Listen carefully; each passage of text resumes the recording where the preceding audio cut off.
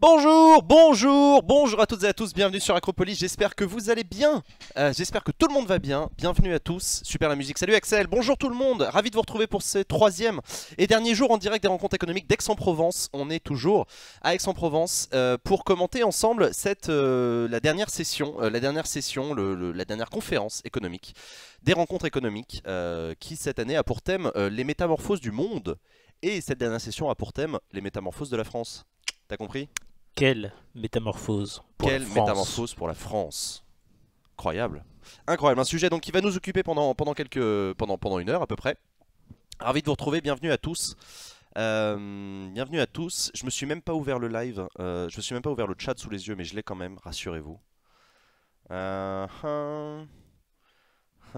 Acropolis, la meilleure chaîne du monde. Tac tac tac. Boum boum. Incroyable. RPZ. Comment ça va vous? Est-ce que vous passez un bon week-end? On est dimanche, il est 11h20, il n'y a pas de match aujourd'hui. Hop, voilà, ça je me le mets là, sous les yeux, nickel. Voilà, on est prêt à streamer, on est prêt à partir en stream, incroyable. Hop, voilà, salut à Zurich, salut à toutes et à tous. Bienvenue. J'ai chaud mais ça va, nous aussi on meurt de chaud ici, c'est un truc de fou. Mais c'est cool quand même, c'est cool quand même. Hier j'ai passé la soirée à un lieu qui s'appelle The Camp. Je sais pas si vous connaissez à Aix-en-Provence, enfin au large d'Aix-en-Provence, à 15 km d'Aix-en-Provence, il y a un lieu qui s'appelle The Camp, qui est un lieu tourné autour des startups, un espèce de lieu d'innovation avec des incubateurs, avec des logements, avec tout un tas de trucs. Et c'est un lieu hyper futuriste et tout. Startup Nation. Startup Nation. Et il y avait un petit événement là-bas et c'était sympa. C'était sympa. Je discutais avec des gens et tout, c'était assez sympa. Et donc voilà. Donc voilà. Et vous, comment ça va? Qu'est-ce que vous faites de beau aujourd'hui? Un temple de la Startup Nation. C'est un peu ça. C'est un peu un temple à la gloire de l'innovation, du numérique, de la Startup Nation, tout ça, machin. Avec une réflexion sur les arts lyriques, parce qu'il y a aussi des résidences d'artistes, machin. Mais assez intéressant comme endroit. Et donc voilà. Donc si vous avez une startup et que vous êtes du côté du sud de la France, et ben n'hésitez pas à aller faire un tour à The Camp. Et pour la petite anecdote, j'y étais allé dans la délégation du ministre des Affaires étrangères il y a 6 mois à peu près. Jean-Yves Le Drian à l'époque. Jean-Yves Le Drian, toujours. Ça n'a pas changé, je Ça n'a pas crois. changé. Oui, ça n'a pas changé. Ça n'a pas changé. Et c'était pour l'inauguration, je crois, présentation de la stratégie numérique de la France à l'international. Et donc Jean-Yves Le Drian était là. Et j'avais le plaisir, la chance, le privilège de l'avoir accompagné, du coup, finalement. Formidable. Un lieu joli. Ça a dû changer depuis, celui-ci. Parce que c'était encore un peu en travaux. Absolument. Je sais pas si ça a changé, mais en tout cas moi j'ai trouvé ça assez impressionnant comme endroit. J'ai découvert que j'avais été sélectionné pour passer les oraux pour intégrer la Street School, donc je stresse de malade. Ah, c'est trop bien ça, Grand Froid, c'est une super nouvelle. J'espère que tu vas le faire. Tu vas rencontrer qui à la Street School? La Street School, je rappelle, c'est l'école de formation gratuite hein, de Street Press. Voilà, pour faire du journalisme différemment. Et j'avais relayé leur info, etc. Bah, c'est Nina d'ailleurs qui s'occupe de la Street School. Nina qui était passée sur Acropolis à plusieurs reprises. Nina s'occupe de la Street School, donc c'est cool ça. Genre Station F, ouais c'est un peu genre Station F. Sauf que Station F c'est vraiment un espace de coworking. Et là, c'est un peu à ciel ouvert. Et alors que là c'est un peu à ciel ouvert, c'est gigantesque et tout, c'est hyper design, machin. Puis c'est joli. C'est Zouli. Connaissez-vous les bits pour changer de Twitch Prime? Oui absolument, je connais les bits. Il faut donner des bits à Acropolis. Vous cliquez sur acheter des bits au-dessus là, et ensuite vous pourrez les distribuer sur les chaînes YouTube de votre choix, sur les chaînes Twitch pardon de votre choix. Donc voilà, donc on est en direct, comme je le disais, pour discuter des métamorphoses de la France. Quelle métamorphose pour la France? C'est la question qu'on va se poser cet après-midi, c'est la question qu'on va voir débattre, qu'on va voir débattu, qu'on va voir se faire débattre. Je sais pas, j'en perds mon latin et mon français. Euh, donc voilà, super nouvelle, j'ai encore les nouvelles, mais justement Nina nous passe les dates des oraux demain et là je dois faire un article de 2000 caractères. Et bah bon courage pour ton article. Un article sur les métamorphoses de la France, j'imagine. Ah, j'espère. Du coup. Salut l'Auvergnate, comment ça va? Comment vous allez tous et toutes en ce dimanche? Est-ce que vous partez en vacances? Est-ce que vous êtes déjà partis en vacances pour certaines et certains d'entre vous? Nous, c'est pas encore le cas. Il nous reste une dernière semaine sur Acropolis la semaine prochaine. On vous fait encore des émissions toute la semaine prochaine et après, on plie les Gaules et on se retrouvera à la rentrée. Super, je vais voir Oshi en concert ce soir. C'est quoi Oshi? Je connais pas. Oshi? Je connais pas. C'est en Auvergne?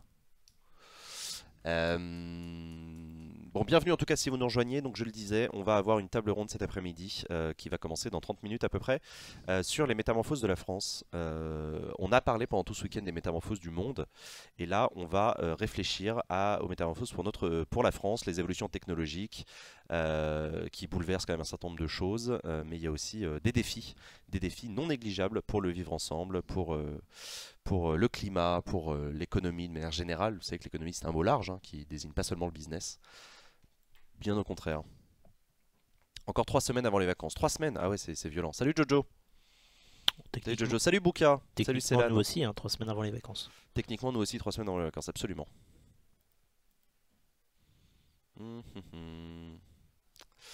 Fin de vacances. Fin de la semaine prochaine, les vacances. Super Célan. Tiens, te donner une information importante qu'on a obtenue ce matin.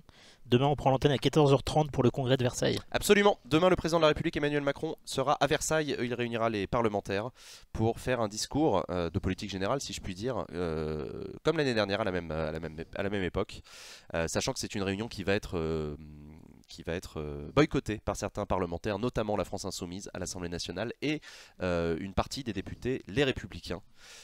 Députés les Républicains qui ont publié une tribune aujourd'hui dans le journal du dimanche pour dénoncer la réforme constitutionnelle et la réforme institutionnelle au sens large qui est en cours. Je pars pas, j'ai pas d'argent. Ah mais tu vas avoir Oshi en concert donc c'est cool. La petite sardine, encore un mois pour moi. Bon, et bah bon courage en tout cas pour ce dernier mois. Donc voilà. Bon. Et l'unique député Génération S. Ah je savais pas. Je ne savais pas. Qui boycotte aussi, ok, j'avais pas percuté. J'y vais parce que c'est gratuit. Et bah profites-en bien.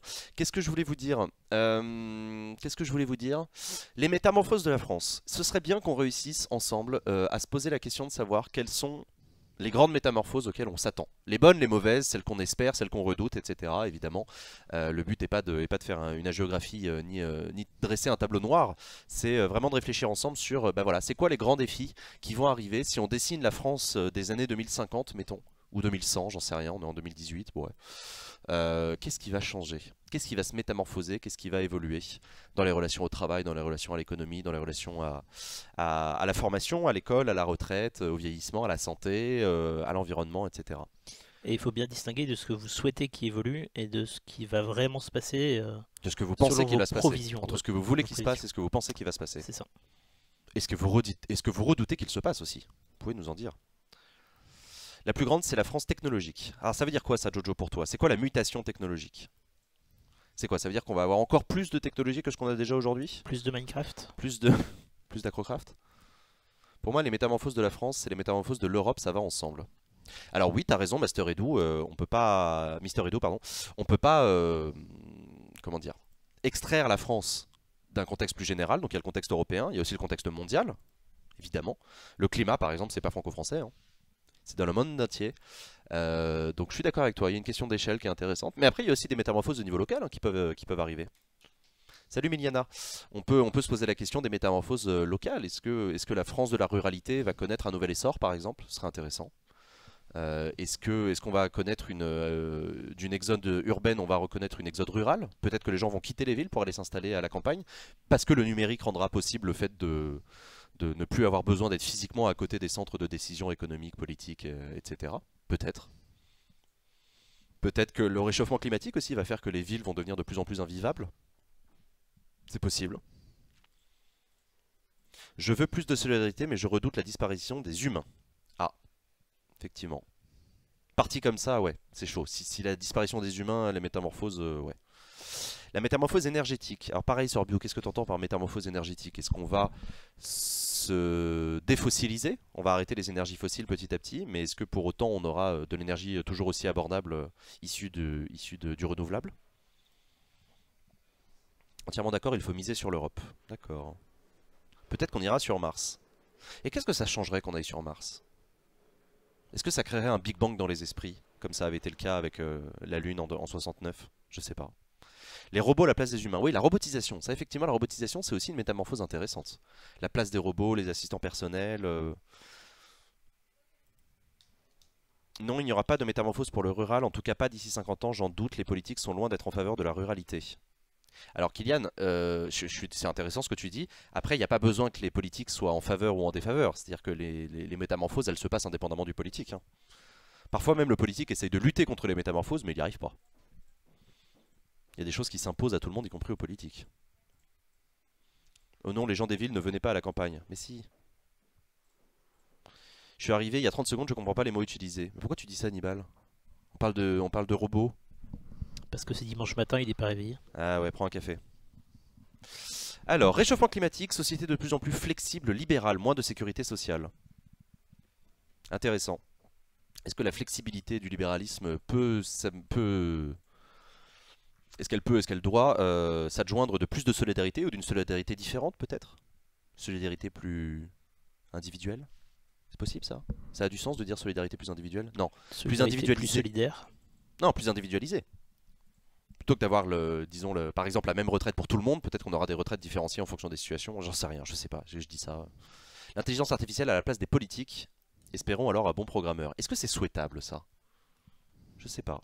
Je te pose la question au bouquin, hein, J'ai vu un reportage sur le transfert de l'esprit dans les robots pour une vie éternelle, on en sera à deux doigts. On en serait à deux doigts. Transfert de l'esprit dans une intelligence artificielle. C'est-à-dire que je pourrais continuer à streamer même après ma mort? Et du coup, vous pourrez continuer à regarder mes streams après votre mort? Le stream de l'horreur. Je pense que la classe moyenne disparaît doucement et donc on va vers un clivage de plus en plus fort entre les riches et les pauvres. Ah ouais, on est vers une démoyennisation de la société selon toi, Célan? Ce serait impressionnant ça comme métamorphose. C'est-à-dire qu'on a connu une moyennisation tout au long de la seconde moitié du XXe siècle et que là on serait en train d'avoir un mouvement de bascule inverse. Mais c'est vrai que les inégalités augmentent, hein, ça c'est vrai, c'est prouvé, etc. Go créer des fermes urbaines avec du humus optimisé et de la pisciculture pour produire l'engrais bio issu de la déjection des poissons. Du coup il ne resterait que le lait, la viande et les œufs qui ne seraient pas productibles en ville. Et pour la mobilité, il faut relancer les moyens alternatifs à la voiture pour que le choix de prendre la voiture ne soit qu'un dernier recours. Intéressant, intéressant sur l'agriculture urbaine. L'agriculture urbaine et des modalités de mobilité pardon, avec plus d'alternatives à la voiture. On te coupera la tête et on mettra dans un bocal, comme dans Futurama. Grave, j'ai trop envie. Une réduction de l'échelle de vie quotidienne à la ville et au quartier et moins de besoin de se déplacer loin régulièrement, pouvoir se fournir en alimentation, en vie sociale et en lieu de travail à moins de 5 km de chez soi. Ce serait vachement intéressant ça comme mutation quand tu y réfléchis. Ce serait de se dire qu'en fait, tout au long du XXe siècle, on a connu une explosion du transport qui a modelé nos villes, nos vies, nos rapports à la consommation, etc. Parce qu'on avait acquis la possibilité de se déplacer rapidement et pour pas cher du point A au point B, quelle que soit la distance qui nous sépare du point A et du point B. Et peut-être qu'on aurait du coup un mouvement de balancier inverse qui ferait qu'en réalité nos vies se recentreraient sur notre lieu de vie, sur notre habitation, et qu'en réalité effectivement dans un rayon de 5 km, on aurait tout ce qu'il nous faut, on n'aurait plus besoin d'aller loin. Non, c'est vachement intéressant. On voit toujours les mêmes têtes à 5 km. Bah oui mais non mais justement, comme on a le numérique, comme aujourd'hui on a des smartphones qui nous permettent de voir des têtes justement à l'autre bout du monde et de pouvoir discuter avec eux en direct, c'est quand même une révolution de ouf en termes de communication, on a peut-être moins besoin de se déplacer pour voir les gens. Non, c'est intéressant, ouais, Axel, je suis d'accord, c'est Besoin de rien, envie de toi. tout à fait. Voir l'évolution de l'alimentation avec les nouvelles tendances pour voir si des surfaces d'agriculture et d'élevage changent et dans quel sens. Mais d'après toi, Eliasam, dans quel sens ça va évoluer? Ça s'appelle un supermarché. Mais non, justement. Disparition du secteur industriel en France, libéralisation du travail, moins de salaires, moins de salariés, plus de freelance. Salut Griffiths. Ouais, c'est possible, effectivement, c'est une tendance qu'on voit apparaître. Après, c'est une bonne ou une mauvaise nouvelle? D'après vous?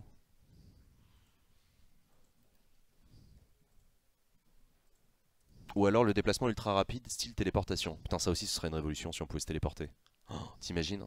C'est la fin du trafic aérien, la fin du trafic ferroviaire, la fin du trafic automobile, la fin du déplacement, en fait, la suppression des routes, des infrastructures de transport et tout. Je pense qu'au niveau agricole, on va se diriger vers de plus en plus vers des productions et consommations locales. Ouais. Qui du coup pose un certain nombre de questions sur les villes. Mais c'est ce que je disais tout à l'heure sur l'exode rural en fait. À partir du moment où tu as ça, tu n'as plus aucun intérêt à vivre en ville, puisque en vivre en ville, ce sera beaucoup plus cher que vivre à la campagne. Mais c'est déjà le cas, ça. Ouais, mais le problème c'est qu'aujourd'hui quand tu vis à la campagne, t'es comme en ville. C'est-à-dire que tu vas au supermarché, Oui. comme en ville, acheter des tomates qui viennent d'Espagne, comme en ville. C'est ça le problème. C'est que l'agriculture locale coûte encore, Le prix de revient est encore plus élevé. Même si ça commence à bouger avec les circuits courts et tout. Ça coûterait sûrement tellement cher comme service la téléportation. Bah ça t'en sais rien. Regarde à quel point la télécommunication coûte pas cher aujourd'hui. Quand ils pensent, 30 € par mois, c'est quoi? Par rapport au service qu'on a, c'est-à-dire la capacité de parler au téléphone à n'importe qui, à avoir accès à internet, etc., à pouvoir regarder Acropolis. Je veux dire, c'est rien. Et c'est même pas 30 € par mois, c'est 10 € par mois maintenant. Ouais. Les forfaits low cost. Alors qu'il y a quand même une. Enfin, je veux dire, au moment où Bell, etc., créaient les premiers téléphones, on pensait que c'était un truc hors de prix pour les très riches, il fallait des infrastructures de fou, il fallait tout créer, etc. Cette relocalisation de la vie passera difficilement sans une démondialisation. Ouais, mais alors démondialisation au sens des échanges de produits, mais pas au sens des échanges de services. Parce que cette relocalisation, elle passerait peut-être effectivement par plus de mondialisation dans l'échange de services. Peut-être que l'enseignant sera basé en Turquie, que ta banque sera basée au Canada, que ton assureur sera basé au Brésil, mais que tout ça changera rien pour toi, parce que tu t'en fous, tu auras tout sur ton téléphone portable de toute façon, donc que le mec il ait une agence à côté de toi ou qu'il soit à l'autre bout du monde, qu'est-ce que tu t'en fous?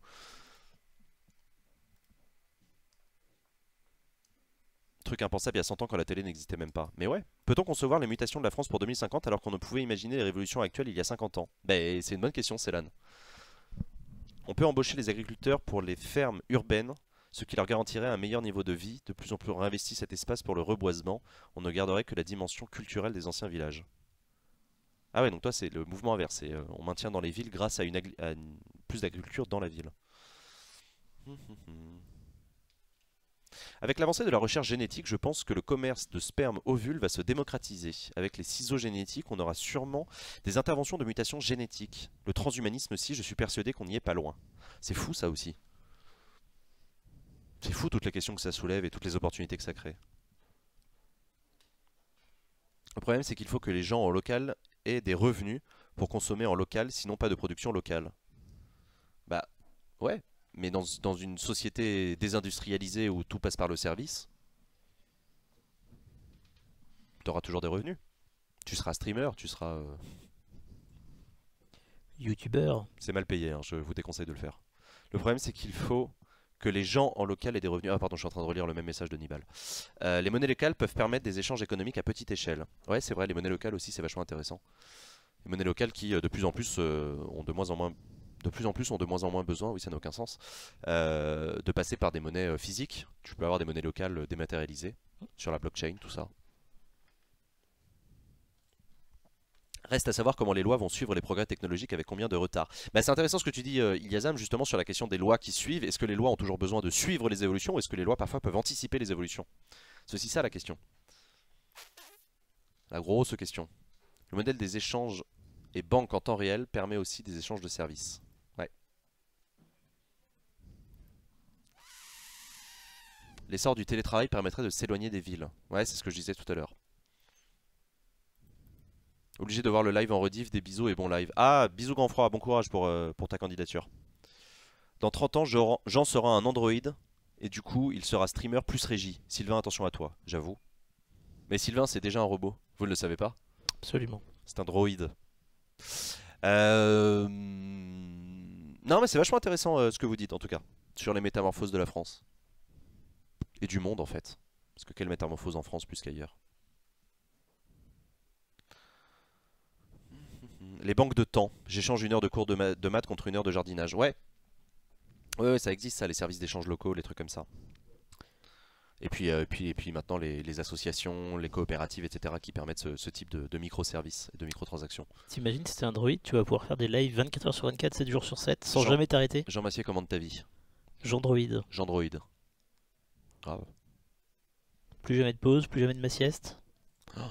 C'est fou. Plus de médicaments, plus de... Jean Massier est toujours avec toi tout le temps. Plus besoin de remettre du café dans Jean Massier pour le faire fonctionner. C'est fou. Certaines lois ont très bien anticipé les évolutions. Loi sur la presse de 1881, loi sur les données personnelles de 1978. Ouais, c'est assez intéressant. Mais tu vois, ça c'est une discussion que j'avais avec Axel Lemaire, qui est l'ancienne ministre du numérique. Au moment où elle préparait sa loi République numérique, elle me disait la difficulté qu'elle avait à préparer une loi qui devait anticiper des choses qui n'existaient pas encore. Et ça posait un gros problème à des conseillers d'État, à des juristes, etc., qui comprenaient pas ce qu'elle racontait quand elle disait, mais en fait, il faut qu'on prévoie un cadre réglementaire et juridique pour des évolutions en termes de comportement, etc., qui n'existe pas encore. Je ne peux pas vous décrire le métier dont je vous parle, puisqu'il n'existe pas. De la même manière, comme je vous le disais, que le métier de streamer n'existait pas il y a 10 ans, ça n'avait aucun sens de parler de streaming comme un métier. C'est comme chauffeur Uber, c'est comme livreur Deliveroo, c'était des métiers qui n'existaient pas. C'était des fonctions qui pouvaient exister de manière extrêmement marginale, mais en termes de métier, d'occupation quotidienne de ta vie qui te permettent de te rémunérer pour vivre, ça n'existait pas. Et donc à l'époque, évidemment, les lois prévoyaient pas ça. Et donc c'est hyper intéressant d'un point de vue politique de penser à ça, de penser à cette manière de projeter dans l'avenir en disant mais en fait il faut qu'on anticipe des choses qui n'ont pas de réalité aujourd'hui, qui vont probablement en avoir une demain, mais voilà. Il y a 15 ans, t'avais pas de développeur d'applications mobiles. Pareil, développeur d'applications mobiles quand ils pensent. Si on m'avait dit ça au lycée, j'aurais dit C'est pour faire sur le web là. c'est une blague. Oui c'est ça. Service sur le web. De quoi tu parles? Pour développer des logos avec du texte et des pixels. Mais c'est comme il y a une époque, pour créer une télévision, il fallait investir des millions d'euros, acheter des caméras, etc. Moi, dans ma chambre, j'ai créé une chaîne d'information en continu. Qu'est-ce qu'il y a? Repassa TF1. Pas ça, TF1, avec tes infrastructures de fou là qui coûtent un bras. Une des grandes questions que je me pose, c'est ce que sera les médias dans 50 ans, vu les problèmes actuels, où tout doit justement muter. Bah, je suis assez d'accord avec toi. Les nouveaux métiers bien précaires. Ouais, c'est vrai.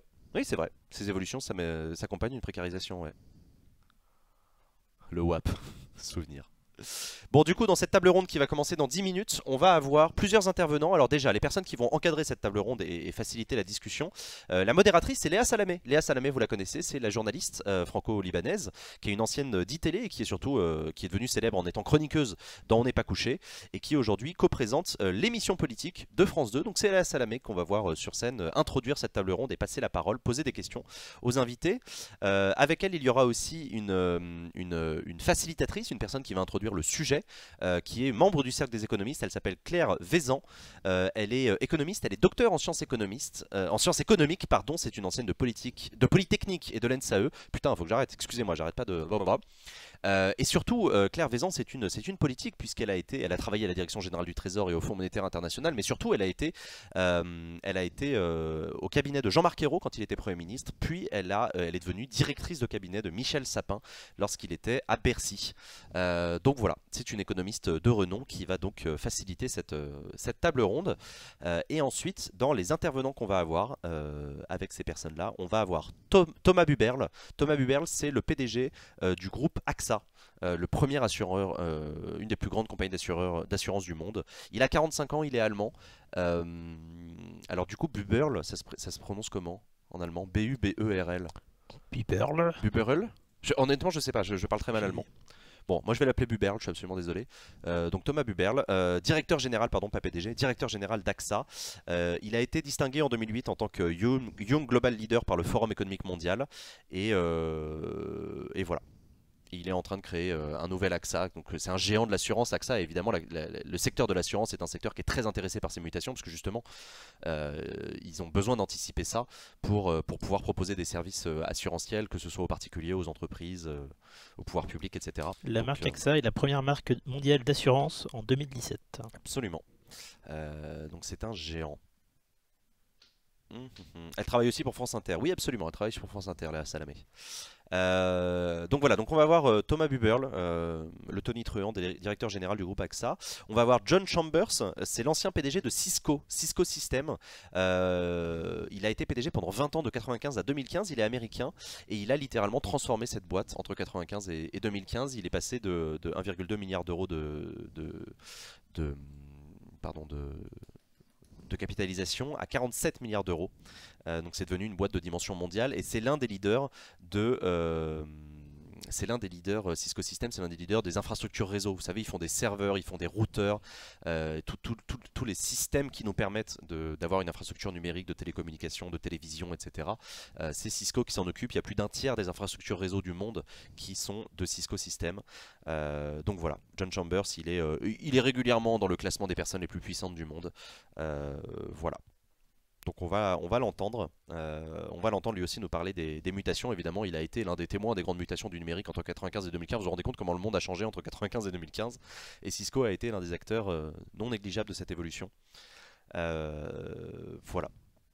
Et avec ça, donc ça, ce sont deux donc, dirigeants d'entreprise qui vont pouvoir nous dire ce que les métamorphoses impactent sur leur secteur économique respectif, donc les banques, l'assurance et le numérique, l'assurance pardon et le numérique.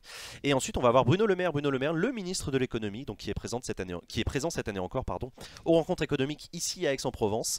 Vous le savez, hein, le ministre de l'économie, c'est l'ancien, il a été candidat à la primaire de la droite et du centre en 2016, et il est actuellement le porteur de la loi Pacte qui a été présentée il y a seulement 20 jours, je crois. La loi Pacte, plan d'action pour la croissance et la transformation des entreprises, c'est la loi structurante du quinquennat d'Emmanuel Macron qui avait déjà commencé avec les réformes du droit du travail par ordonnance. Ensuite, il y a eu les réformes de la formation professionnelle et de l'assurance chômage qui est en cours d'ailleurs sur l'assurance chômage. Et enfin, donc cette loi Pacte qui devrait être discutée à partir de l'été prochain, à partir de l'automne prochain, pardon, à la rentrée. Et qui vise notamment à opérer une mutation de notre modèle de financement des PME en mobilisant beaucoup plus l'épargne des Français. Ça va parler écologie un peu. Bah écoute, j'espère que tous ces gens-là vont parler d'écologie.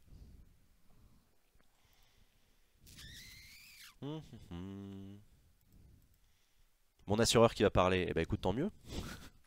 Tant mieux, j'espère qu'il coûte pas trop cher. Et enfin, dernière intervenante de cette table ronde, Agnès Troublé. Agnès Troublé, vous ne la connaissez pas sous ce nom-là, vous la connaissez surtout sous son nom d'artiste, Agnès B. C'est Agnès B, c'est la créatrice de mode française qui a fondé Agnès B et qui est par ailleurs une femme très engagée, puisque en plus d'être à la tête de cette grande entreprise de prêt-à-porter, elle soutient plusieurs associations, dont Aide, Act Up, Emmaüs, Handicap International. Donc elle nous parlera elle aussi des mutations du monde et des différents défis qui se posent. Peut-être qu'elle parlera aussi des défis écologiques et de la solidarité dont on parlait tout à l'heure. Un pot pourri complet, bah ouais. On a un politique, une créatrice, deux PDG de très grandes entreprises, le tout avec Léa Salamé qui anime tout ça, et une grande économiste, Claire Vézan, qui va nous introduire ce sujet sur les métamorphoses du monde. Donc voilà ce qui nous attend dans quelques minutes maintenant, ici en direct des rencontres économiques d'Aix-en-Provence. Et Jean Massier pour commenter tout ça. Évidemment en direct sur Acropolis, quoi de mieux? Voilà. Je connais Agnès Troublé, elle est venue au festival des alternatives Alternativa. Ouais, absolument. Absolument. En fait, pour ma culture personnelle, est-ce qu'il existe un parti écologique plus libéral, plus mondialiste? Libre circulation des personnes. Ah oui, oui, oui, oui, ça existe ça. En France, je saurais pas te dire, mais... Bah, Europe Écologie Les Verts, ils sont assez libre circulation des personnes. Des biens et Ouais. des services, non. Mais des personnes sont plutôt européens convaincus. Ouais, Ils sont plus plutôt, abolition des frontières, ouais. Je sais pas comment ils s'en sont sortis accès après la crise de 2008. Bah écoute, en tout cas, ils ont nommé... ils ont continué à grandir hein, avec ça. Oui. Justement, t'as de plus en plus de besoins d'assurance quand t'es en période de crise. Ils ont fait, je crois, 100 milliards d'euros de chiffre d'affaires l'année dernière. Mm. Modestement. Après, ils embauchent des gens à tire-larigot. Comme Acropolis, hein, évidemment. Un peu moins qu'Acropolis. Oui. On a une meilleure performance qu'eux. Non, mais j'arrondis. Je lui ai dit tout à l'heure, d'ailleurs, quand je l'ai croisé, Thomas. Je lui ai dit, mec, tu déconnes. Toto. Si t'as besoin de conseils, voici ma carte.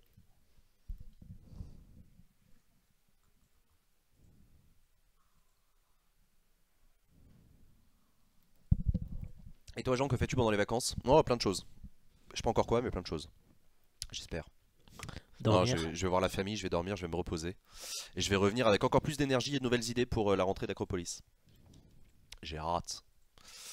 Est-ce que je pars? Ouais, mais je vais pas partir loin, je vais rester en France en famille. Les crises ça touche que les pauvres. Les crises, ça touche que les pauvres. Bah non. Enfin, non, oui, si. Enfin, si, ouais, si, je vois ce que tu veux dire. Oui, bien sûr. Tu peux pas comparer effectivement l'effet qu'ont les crises sur les pauvres et sur les riches. Petit détail, AXA est une entreprise du CAC 40. Ah bah oui, ah bah oui. Un assureur qui est la première marque d'assurance mondiale, si elle n'est pas dans le CAC 40, c'est qu'il y a un problème. Le CAC 40, hein, je rappelle, c'est l'indice boursier des 40 plus grandes capitalisations boursières de France. Donc voilà. Donc si je crée une version de Europe Écologie Les Verts, mais qui reste pro-PME et libérale, à ce niveau, j'aurai du succès. Bah écoute, bon courage. Tu nous raconteras. Salut, tu as écouté le petit billet qu'il y a eu sur RMC? Ouais, bien sûr. Bah oui, je l'ai partagé. Salut Sixmilac. Bienvenue à toi. C'est grâce à ça que tu nous connais. Ouais, t'es arrivé par RMC. Qui est-ce qui est arrivé par RMC d'ailleurs? Jean-Jacques Bourdin, tout ça. Merci Jean-Jacques d'ailleurs. Des bisous. J'aime bien ta chaîne YouTube. Et pendant ce temps, il y a Nicole Ferroni aux rencontres d'économique d'Aix-en-Provence. Oui, absolument. Ah, mais elle est du sud en plus, Nicole Ferroni. Elle est du c'est pour sud, ça. Nicole Ferroni? Ouais, Je me demande si elle est pas d'Aix même. c'est possible. Le mondialisme, c'est un concept de gauche ou de droite? Ha! En voilà une bonne question. Je sais pas, faudrait demander à Usul, c'est lui qui est spécialiste dans le fait de décerner des bons points de gauche et de droite. Moi, la seule réponse que je vais te faire, c'est je sais pas, t'en penses quoi toi? Non, je connaissais avant. Ah, fortement bien. C'est un concept libéral. De quoi? Le mondialisme? Pourquoi c'est un concept libéral? Pourquoi plus libéral que conservateur? De droite. Ou socialiste. Merci Monsieur le Président Magnien. Exactement. Bon, Il est 11h50, normalement on devrait avoir des images, ce n'est pas encore le cas. c'est pas encore le cas. Dès qu'on a une image, tu me dis, on se met un générique. Je n'y manquerai pas. Donc je rappelle, cette table ronde donc animée par Léa Salamé avec Claire Vézan, docteur en économie, où on entendra parler des métamorphoses de la France, Thomas Buberl, le directeur général du groupe AXA dans l'assurance, John Chambers, l'ancien PDG de Cisco qui s'occupe d'infrastructures réseau et de matériel numérique, Bruno Le Maire, ministre de l'économie, et Agnès Troublé, autrement connue sous le nom d'Agnès B. Ils avaient l'air d'avoir du retard tout à l'heure, donc Oui. Il y a un mondialisme de gauche, le socialisme internationaliste, et un mondialisme de droite, libéral. C'est bien résumé, Mister Edu. Mais pareil, l'idée que le libéralisme soit un truc de droite... Enfin non, mais de toute façon j'ai un problème avec les concepts de droite et de gauche. On va pas rentrer dans ce débat-là tout de suite. Voilà, c'est exactement ce que dit Maliana. Est-ce que le libéralisme c'est droite ou de gauche? il n'y a pas un libéralisme peut-être. Peut-être que le libéralisme est peut-être que le libéralisme est une notion polymorphe finalement, polysémique plutôt. Le Parti libéral, il est plutôt centriste au Canada par exemple. Et liberal aux États-Unis, ça veut dire de gauche. Liberals.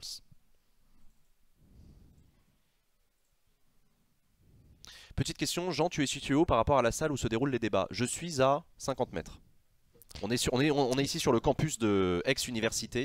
La salle, donc c'est l'amphi Portalis. Portalis, vous savez, c'est un très grand juriste français qui a écrit notamment le préambule du Code civil. C'est pas le préambule, ça porte un autre nom. Bon, bref, peu importe. Et nous, on est dans le carré presse, donc un petit peu à côté. Au-dessus de nous, il y a la salle de presse, là, avec David Pujadas, avec tout un tas de monde.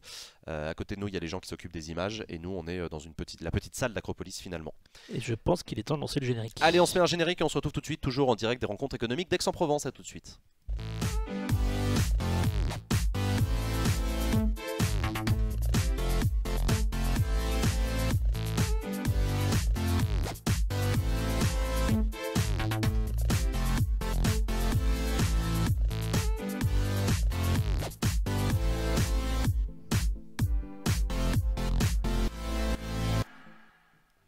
Et voilà, on est en direct pour cette grande conférence où vous voyez les différents invités qui se sont assis sur la salle. Vous voyez Bruno Le Maire qui fait coucou et qui fait des bisous. Coucou Bruno.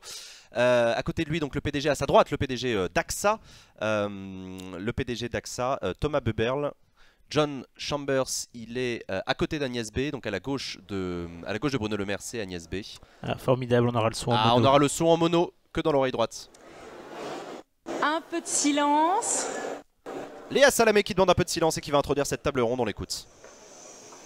Un peu de silence s'il vous plaît. Bonjour à tous. Bonjour. Vous êtes tous bien assis? Oui. Le son ça va? Ça va. C'est mono. Ouais, Parfait. en mono. Eh bien bonjour à tous. Je suis très heureuse, très honorée de modérer cette session finale pour mon baptême de feu à ces rencontres économiques d'Aix-en-Provence. On écoutera dans 1 heure environ la conclusion finale de ces 3 jours passionnants de réflexion et de débat par la voix de Jean-Hervé Lorenzi. Vous viendrez sur scène dans 1 heure à peu près pour faire le bilan de cette 18e année, de cette 18e édition et nous donner les recommandations du cercle pour l'année à venir. Mais avant, ultime moment de réflexion ce matin, le thème de l'ultime débat de ces rencontres est le suivant: quelle métamorphose pour la France? Et pour tenter de répondre à cette question difficile, le Cercle des économistes a sélectionné un panel de qualité que je vous présente tout de suite. Voici les participants. Qui mieux que le ministre de l'économie et des finances pourrait incarner les métamorphoses françaises? Il vient de présenter son projet de loi emblématique, la loi Pacte, qui vise à transformer les entreprises et à simplifier leur quotidien. Dans une autre vie, il a été candidat aux primaires de la droite. C'était il y a 1 an et demi, autrement dit une éternité en politique, sous le slogan « Le renouveau, c'est Bruno ». Et ça fait marrer tout le monde. Ah, j'adore. On oublie les choses. C'est génial. Il y a toujours quelqu'un pour vous rappeler. À l'élection d'Emmanuel Macron, il a été l'une des plus belles prises de la droite. Bonjour Bruno Le Maire et merci d'être avec nous ce matin. Elle est créatrice de mode, elle a fêté les 40 ans de création de sa maison Agnès B en 2016. Agnès B, c'est un style reconnaissable entre tous, élégant, sobre, rock, qu'on retrouve dans les 300 boutiques dans le monde, dans les 300 boutiques Agnès B, mais elle est bien plus que cela. Elle est aussi productrice, collectionneuse d'art, mécène. Elle a découvert de très nombreux artistes et c'est aussi une femme engagée. Elle aime se définir comme une patronne sociale. Agnès Troublé est avec nous ce matin. Bonjour et bienvenue. Agnès Troublé, donc, plus connue sous le nom d'Agnès B, qui va intervenir à son tour. Effectivement, elle aurait fait une bonne streameuse, Léa Salamé. Un américain sur la France, il est président éméritus de Cisco, cette grande entreprise technologique mondialisée et puissante, où il est entré comme responsable des ventes en 1991 avant d'en prendre la tête 4 ans plus tard. Il était surnommé Monsieur Internet, tant il a transformé l'entreprise pendant 20 ans. Francophile, il connaît et aime la France depuis longtemps. Il a coutume de répéter que notre pays doit devenir la Silicon Valley de l'Europe. Emmanuel Macron est d'accord avec lui. Il l'a d'ailleurs nommé ambassadeur de la French Tech à l'international. Bonjour à je savais pas. Chambers. Thank you for being here. John Chambers, donc ancien PDG de Cisco, ambassadeur de la French Tech à l'international. On aura un regard américain ce matin, on aura aussi un regard allemand sur la France. Last but not least, il est le jeune patron d'un géant français. 45 ans. AXA, enfin je dis jeune parce que vous avez 45 ans. De nos jours, c'est plus très jeune, on est président à 40 ans, mais il est jeune. Référence à Emmanuel Macron, évidemment. Français, AXA, le numéro 2 mondial de l'assurance, qu'il a considérablement redessiné et boosté depuis qu'il est arrivé à sa tête il y a moins de 2 ans. AXA, c'est aujourd'hui 107 millions de clients dans le monde et plus de 100 milliards d'euros de chiffre d'affaires. Bonjour Thomas Buberl et merci d'être avec nous ce matin. Voilà, vous avez tout le panel introduit par Léa Salamé et tout de suite on va entendre Claire Vézan qui va introduire cette table ronde. Allez, avant de vous donner la parole à chacun, je vous propose d'écouter, comme il en est de coutume, un membre du Cercle des économistes qui va nous résumer les enjeux de cette session. Et c'est l'économiste et haut fonctionnaire Claire Vézan qui a été choisie. Claire, vous avez la parole, c'est à vous. Merci Léa. Claire Vézan, donc ancienne directrice de cabinet du prédécesseur de Bruno Le Maire, Michel Sapin. C'est une tâche extrêmement difficile que de cadrer le débat que nous allons avoir ce matin, puisque vous l'avez compris, la question que nous posons à nos intervenants, c'est finalement de savoir comment ils vont résoudre l'ensemble des problèmes du monde et de la France en particulier. Je me limiterai donc à deux grandes idées pour lancer la discussion. La première, qui est je crois une évidence au vu des discussions que nous avons eues lors des 2 derniers jours, c'est l'extrême complexité des problèmes que traverse le monde actuel. Extrême complexité au niveau environnemental, extrême complexité en matière sociale, grande difficulté aussi à permettre à la fois l'innovation technologique qui est facteur de progrès, de croissance, et en même temps de se garder contre des problèmes éthiques, voire des menaces pour le fonctionnement de nos démocraties qui peuvent l'accompagner. Très grande diversité de questions qui, de manière évidente, appellent des réponses qui vont bien au-delà du cadre national. Donc c'est mon premier point. Nous sommes dans un monde qui a plus que jamais besoin d'une capacité d'agir au niveau international. Et cette capacité d'agir au niveau international, elle est aujourd'hui menacée par le comportement de certains grands acteurs, au moins un, mais peut-être un peu plus. Donald Trump. Donc premier point, comment dans ce contexte... Allez, ça met des uppercuts dans la tête du président américain. trouver ensemble le besoin, la capacité à dialoguer et à renouer des alliances sous des formes nouvelles. Quel doit être le rôle de l'Europe en la matière?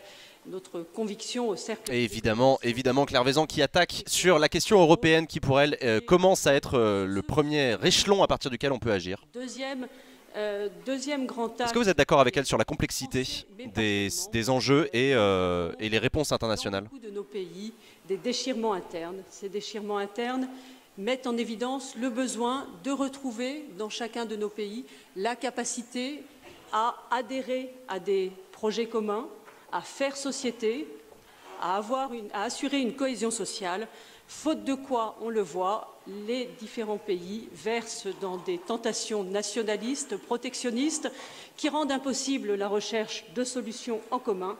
Et on voit bien qu'on est dans une forme de cercle vicieux qui peut s'établir entre une incapacité... Est-ce que vous trouvez vous aussi que la société française est déchirée et que ça nous empêche de répondre aux grands enjeux? Problèmes sociaux internes qui ne sont pas réglés. Donc ce sont les deux grands axes que j'ai envie de mentionner pour lancer cette discussion. Comment trouver de nouvelles formes de dialogue et que faire en particulier en France pour y contribuer? Et effectivement, Julie, c'est un clin d'œil aux pays européens qui referment leurs frontières. On pense à l'Italie, on pense à l'Autriche, évidemment. Merci à vous Claire. En ces temps troublés, vous les avez bien dessinés, où l'incertitude se mêle à l'inquiétude, où les colères grondent, où tous les fondamentaux de la gouvernance internationale, tels qu'on les a appris après la Deuxième Guerre mondiale, semblent disparaître, remplacés par de nouveaux paradigmes qu'on a du mal à comprendre et dont on n'a pas encore les logiciels. Bref, alors que le vent se lève, il faut tenter de vivre, disait Paul Valéry. Et pour tenter de vivre, on va donc réfléchir ce matin à ces deux questions qui me semblent fondamentales et que je vous poserai. Est-on en train de vivre un moment de rupture de l'histoire européenne, mondiale et même de l'humanité dans un premier temps? Et puis la France dans tout ça, est-elle suffisamment préparée ou est-elle trop seule pour affronter les tourments du monde? Enfin, à la fin du débat, après les questions, je vous demanderai, chacun d'entre vous, de me dire quels sont les mots, selon vous, les mots qui marqueront les débats dans les années à venir. Voilà, pour commencer, pouvez-vous nous dire chacun, en quelques mots, quels sont à vos yeux les défis pour le monde et quelles sont vos recommandations pour la France? Vous êtes tenu de ne pas trop nous déprimer ce matin. Monsieur le ministre de l'économie et des finances... Allez, ça va commencer par Bruno Le Maire qui va répondre à cette double question. Est-ce qu'on est en train de vivre un moment de rupture? Je ne suis pas là pour vous déprimer, je suis là pour vous enthousiasmer et vous montrer que la France a tous les atouts pour réussir dans un monde qui est effectivement un monde de rupture. Et je pense que la première exigence que nous avons, nous tous, les responsables politiques, économiques, puis les jeunes étudiants qui sont ici, c'est d'être lucides sur les métamorphoses mondiales auxquelles nous sommes confrontés. J'en vois trois principales. La première, c'est que nous sommes passés d'une mondialisation ouverte à une mondialisation nationaliste, avec des États qui reprennent la main sur la mondialisation, qui ont des comportements parfois agressifs, et qui défendent leurs intérêts avec une fermeté totale. On le voit notamment sur la question du commerce. La question n'est pas de savoir s'il y aura ou non une guerre commerciale. La guerre commerciale a déjà commencé. Bruno Le Maire qui fait référence évidemment aux mesures prises par Donald Trump sur les importations d'acier et d'aluminium, notamment en provenance d'Europe. Rapatrier aux États-Unis des actifs, des entreprises qui autrefois étaient en dehors des États-Unis. Et il faut que la France et les États européens soient lucides là-dessus. Dans cette mondialisation nationaliste, il faut que les États européens fassent bloc. Parce que ce que veulent nos partenaires ou nos adversaires, c'est nous diviser. Ah, il parle carrément de Trump comme d'un adversaire. La France et l'Allemagne. Ah ouais, ça a changé l'ambiance. Ce que veut la Chine, c'est diviser l'Europe, non pas entre le Nord et le Sud, ça n'est pas la bonne division, mais entre l'Est et l'Ouest, en travaillant à 16 États européens de l'Est avec la Chine. Dans cette mondialisation nationaliste, l'Europe doit faire bloc et se présenter comme un continent cohérent. La deuxième rupture, c'est celle d'une innovation ouverte vers une innovation confiscatoire. Confisquée par des géants du digital, des géants numériques, qui ont désormais la taille, la puissance des États. Quand vous regardez la capitalisation boursière de Google, 840 milliards de dollars. Une capacité d'investissement dans tous les domaines, d'innovation dans tous les secteurs, y compris dans le séquençage du génome. Une capacité demain à avoir leur propre monnaie distincte de la monnaie des États. Face à cette innovation confiscatoire, il est temps là aussi que la France, que l'Europe prennent les mesures nécessaires pour défendre sa propre capacité d'innovation. Enfin, la troisième rupture, je ne serai pas long là-dessus, on est plus loin des questions économiques, c'est évidemment les flux migratoires sans précédent qui demandent à redéfinir et à défendre les frontières extérieures de l'Union européenne. Face à ces défis, il est indispensable que la France retrouve sa place. Donc il n'y a pas le changement climatique dans les ruptures selon Bruno Le Maire. Bon. Devant les autres États, pour montrer un cap, et pas derrière. Et j'ai la conviction profonde que c'est exactement ce que nous sommes en train de faire depuis 1 an avec le Président de la République, avec le Premier ministre que vous avez entendu hier. Nous redonnons à la France un cap. Édouard Philippe était là hier. C'est intéressant Bruno Le Maire qui dit qu'on a un repli nationaliste où les États se divisent les uns des autres et en même temps dans les solutions il dit que la France doit être devant les autres. C'est marrant. Oui, on ne voit pas toujours cette cohérence tout de suite. Mais il y a un cap et il y a une cohérence. Le cap, c'est de faire de la France une grande nation d'innovation, capable de réduire les inégalités et de donner sa chance à chacun. Ça nous amène à engager 3 métamorphoses profondes dans le modèle économique et social français. Et nous sommes au cœur de ces métamorphoses, et comme toujours, quand on est au milieu du gué, c'est là que les courants sont les plus difficiles, c'est là que les courants sont les plus violents, et c'est là qu'il faut persévérer dans son cap et persévérer dans sa cohérence. La première métamorphose, c'est que nous voulons traiter les problèmes à la racine. Nous refusons cette solution de facilité qui consiste à se reposer uniquement sur une politique de redistribution au lieu de traiter les problèmes à la racine. Si vous retirez tous les revenus de redistribution et que vous regardez la situation de la France, nous restons un des pays les plus inégalitaires de l'OCDE. En même temps, si tu retires la redistribution, c'est inégalitaire, oui? Non? Uniquement parce que nous redistribuons massivement des richesses. Eh bien, avec le Président de la République et avec Édouard Philippe, nous, notre volonté, c'est de traiter les problèmes à la racine et de rétablir l'égalité des chances dès le début et pas uniquement par de la redistribution. Ça suppose de s'attaquer aux problèmes de l'éducation.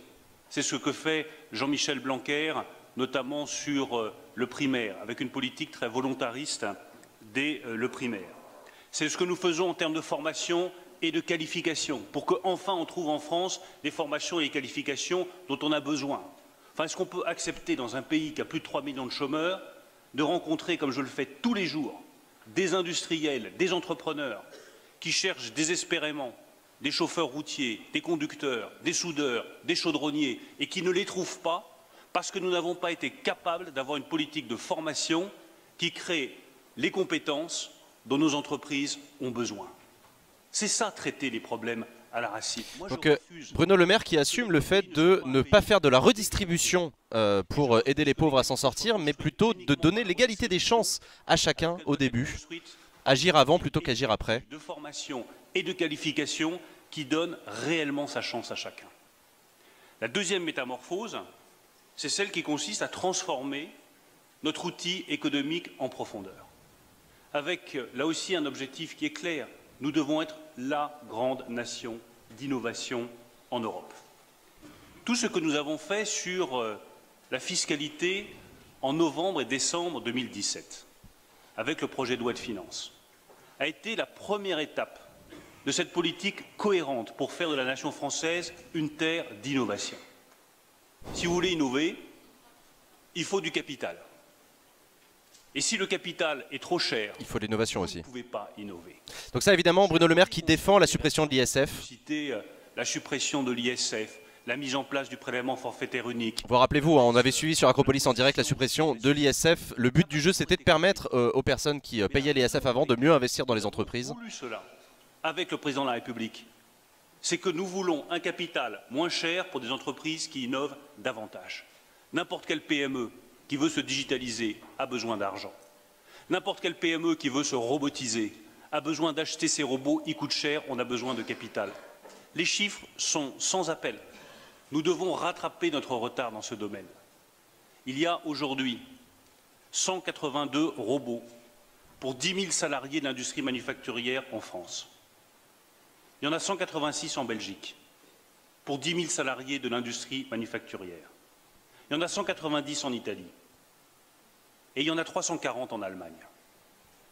Il est temps que nous donnions à nos PME les moyens d'avoir le capital dont elles ont besoin pour investir, innover, grandir, réussir. Il y a 2 fois plus de robots par travailleur en Allemagne qu'en France. Nous allons proposer dans Pacte, qui aura justement vocation à permettre aux PME de se développer et d'innover davantage, en réglant le problème des seuils sociaux qui empêchent nos PME d'embaucher, en développant une épargne salariale et une épargne retraite qui va donner des outils de financement à nos PME, en mettant en place un fonds pour l'innovation de rupture, 10 milliards d'euros, des cessions d'actifs.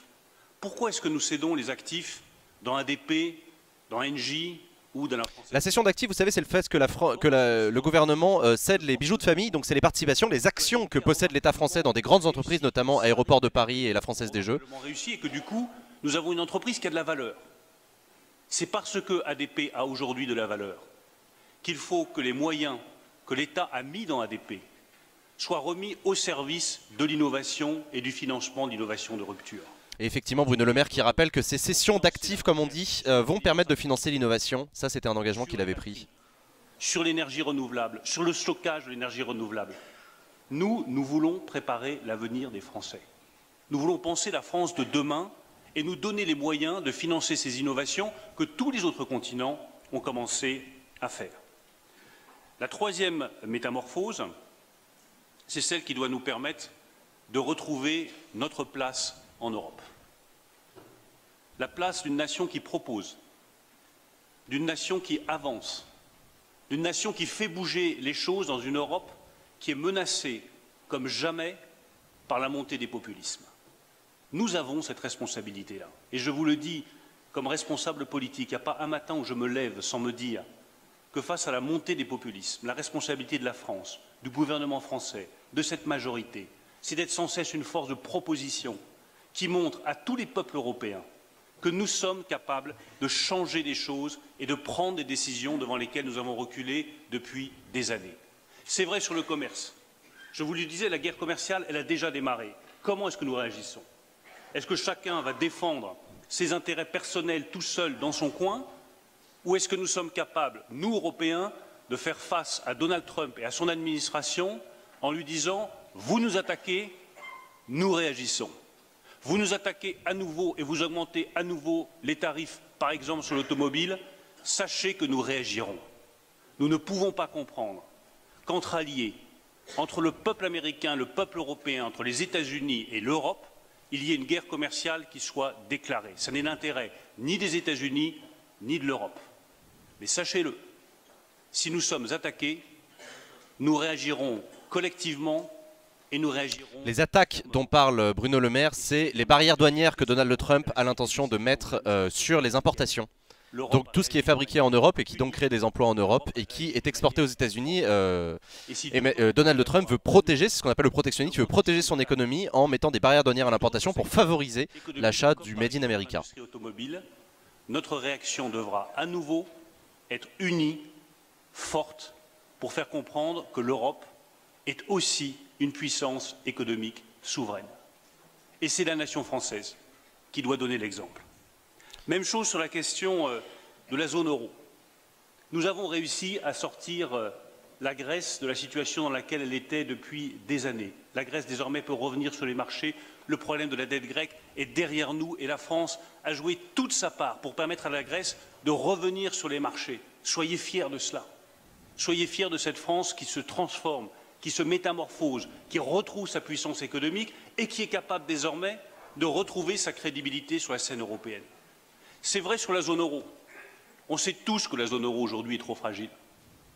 Nous savons tous qu'on ne peut pas avoir une zone monétaire unique et de l'autre côté avoir 19 politiques économiques différentes. Et là, Bruno Le Maire qui fait référence évidemment à la création d'un budget de la zone euro et donc d'une gouvernance économique de la zone euro qui a été annoncée par le sommet franco-allemand avec Angela Merkel et Emmanuel Macron qui se sont mis d'accord il y a maintenant 15 jours. Est débattu, c'est parce que nous avons trouvé un accord avec l'Allemagne et que désormais le budget de la zone euro, c'est plus une vague idée qui flotte dans l'air, c'est une réalité qui est négociée entre les 19 États membres. La Grèce s'est relevée, je demande à voir. Je crois que la Grèce a obtenu une renégociation de sa dette récemment. Troisième et dernier sujet. Un rééchelonnement, je crois. Les géants du digital. Ah, du digital. Combien de temps est-ce qu'on va accepter que nos entreprises payent 14 points d'impôts de plus que Google, Amazon, Facebook ou Apple en Europe? Parce qu'en même temps, ils ne payent pas leurs impôts, donc évidemment, on a 14 points de plus. Combien de temps est-ce que nous mettrons pour enfin nous réveiller et nous dire qu'au-delà de la question économique, il y a derrière une question politique, de souveraineté, de vie en société, de respect de la vie privée? C'est la France qui a pris le leadership sur la taxation des GAFA et croyez-moi, nous parviendrons à taxer les géants du numérique d'ici la fin de l'année 2018, au plus tard début de l'année 2019, parce que c'est non seulement une question de justice, mais une question de souveraineté, de respect de la vie privée et de conception de ce que doit être demain l'Europe. Bruno Le Maire qui fait référence à la table ronde qu'on a commentée hier sur les géants du numérique, sur la démocratie et le numérique. Et nous continuons. Bruno Le Maire qui fait un tabac quand il s'en prend aux GAFA, décidément c'est un peu le thème de cette année sur les rencontres économiques. Les méchants GAFA qu'il faut absolument taxer. Monsieur le ministre, vous avez légèrement dépassé le temps imparti. Très légèrement. Si légèrement que je ne vais pas le mentionner, mais quand même. De ce point de vue-là, je suis un vrai homme politique et le renouveau, ça n'est pas tout à fait Bruno. Voilà, c'est un peu ancien monde, vous avez raison. On a très envie d'entendre la réponse sur ce que vous avez dit, notamment sur la guerre économique avec les États-Unis qui veulent diviser la France et l'Allemagne sur cette question-là. J'ai très envie d'entendre évidemment John Chambers dans un instant, mais peut-être pour compléter ce que vous disiez, Monsieur le ministre de l'économie, peut-être qu'on va donner la parole à ce regard allemand d'abord, avant que vous répondiez. Alors vous allez être forcément un peu mis en accusation, Monsieur Chambers, parce que vous êtes l'américain du panel, mais le pauvre. Une deuxième salve attendue donc par l'Allemagne en bout de table. On va d'abord écouter Thomas Böberl, qui va avoir la gentillesse d'être un petit peu moins long que le ministre, et ensuite on vous donnera la parole. Merci, je vais aborder ce sujet de la métamorphose. Thomas Böberl, PDG d'AXA, directeur général d'AXA, pardon. Français, le sens du sujet. Une métamorphose, c'est le passage d'un état à l'autre. Mais si je vois c'est ce qui se passe autour de nous, j'étais étonné par ce titre, parce qu'on doit parler plus des bouleversements. Qui a pensé il y a 10 ans que le libre-échange est mis en question? Qui a pensé que le mutualisme est mis en question? Multilatéralisme. Et quand je suis parti de l'Allemagne il y a 2 ans, mes confrères m'ont dit, écoute, qu'est-ce que tu fais là? Quitter le pays le plus stable en Europe. Aujourd'hui, nous sommes ailleurs. Et je vois et dois constater que la France aujourd'hui a complètement bouleversé, mais est dans un état de singularité. Singularité dans le sens que c'est un des seuls pays qui pousse les choix politiques en faveur de l'Europe. Et je dois féliciter Bruno Le Maire d'avoir vraiment fait ce budget de zone euro. Comme Allemand, je sais, c'est difficile pour les Allemands. Bah oui, félicitations. C'était les Allemands qui ne voulaient pas entendre parler d'un budget de la zone euro et c'est la France, sous l'impulsion évidemment d'Emmanuel Macron avec Bruno Le Maire, qui a permis de faire accepter l'idée à Angela Merkel qui jusqu'à présent le refusait. Angela Merkel qui a été très affaiblie politiquement ces derniers temps, notamment sous la pression des conservateurs. Et en même temps, prendre en compte les enjeux sociaux. Et la France a bien montré son leadership d'extérieur. Je vous donne 2 exemples. Le Planet Summit l'année dernière, où malgré du fait que Trump a renoncé à l'accord de Paris, la France était là pour le défendre. Et c'était bizarre quand j'ai annoncé les commitments d'AXA, j'étais entouré par beaucoup de CEO américaines. Deuxième sujet, le Tech for Good. Là aussi, créer le dialogue pour la question des données, pour la question de futur de l'emploi. Le budget de la zone euro, ça permet d'avoir une politique économique commune à l'ensemble des pays de la zone euro De leadership. pour faire face justement aux États-Unis et à la Chine. De l'entreprise. Parce que c'est très très bien de faire beaucoup de réformes, de pousser beaucoup, mais ce bouleversement ne doit pas se terminer au niveau du décret. Les entreprises doivent suivre. Et le suivi est certainement la question dans cet environnement de bouleversement. On voit tous la nécessité de s'adapter, on voit les grands changements technologiques, on voit les grands changements des besoins de clients, mais la question reste comment s'adapter. Et on voit beaucoup des entreprises qui disent « bon, si je digitalise mes processus, tout va bien ». Je pense que ce n'est pas assez loin. Il faut repenser le modèle, il faut réinventer le cœur du métier et ça veut dire aussi que le curseur, le centre de gravité doit être déplacé même vers une nouvelle mission. Je vous donne l'exemple de l'assurance. Aujourd'hui, on est beaucoup associé avec le paiement des sinistres. Demain, ce n'est pas assez.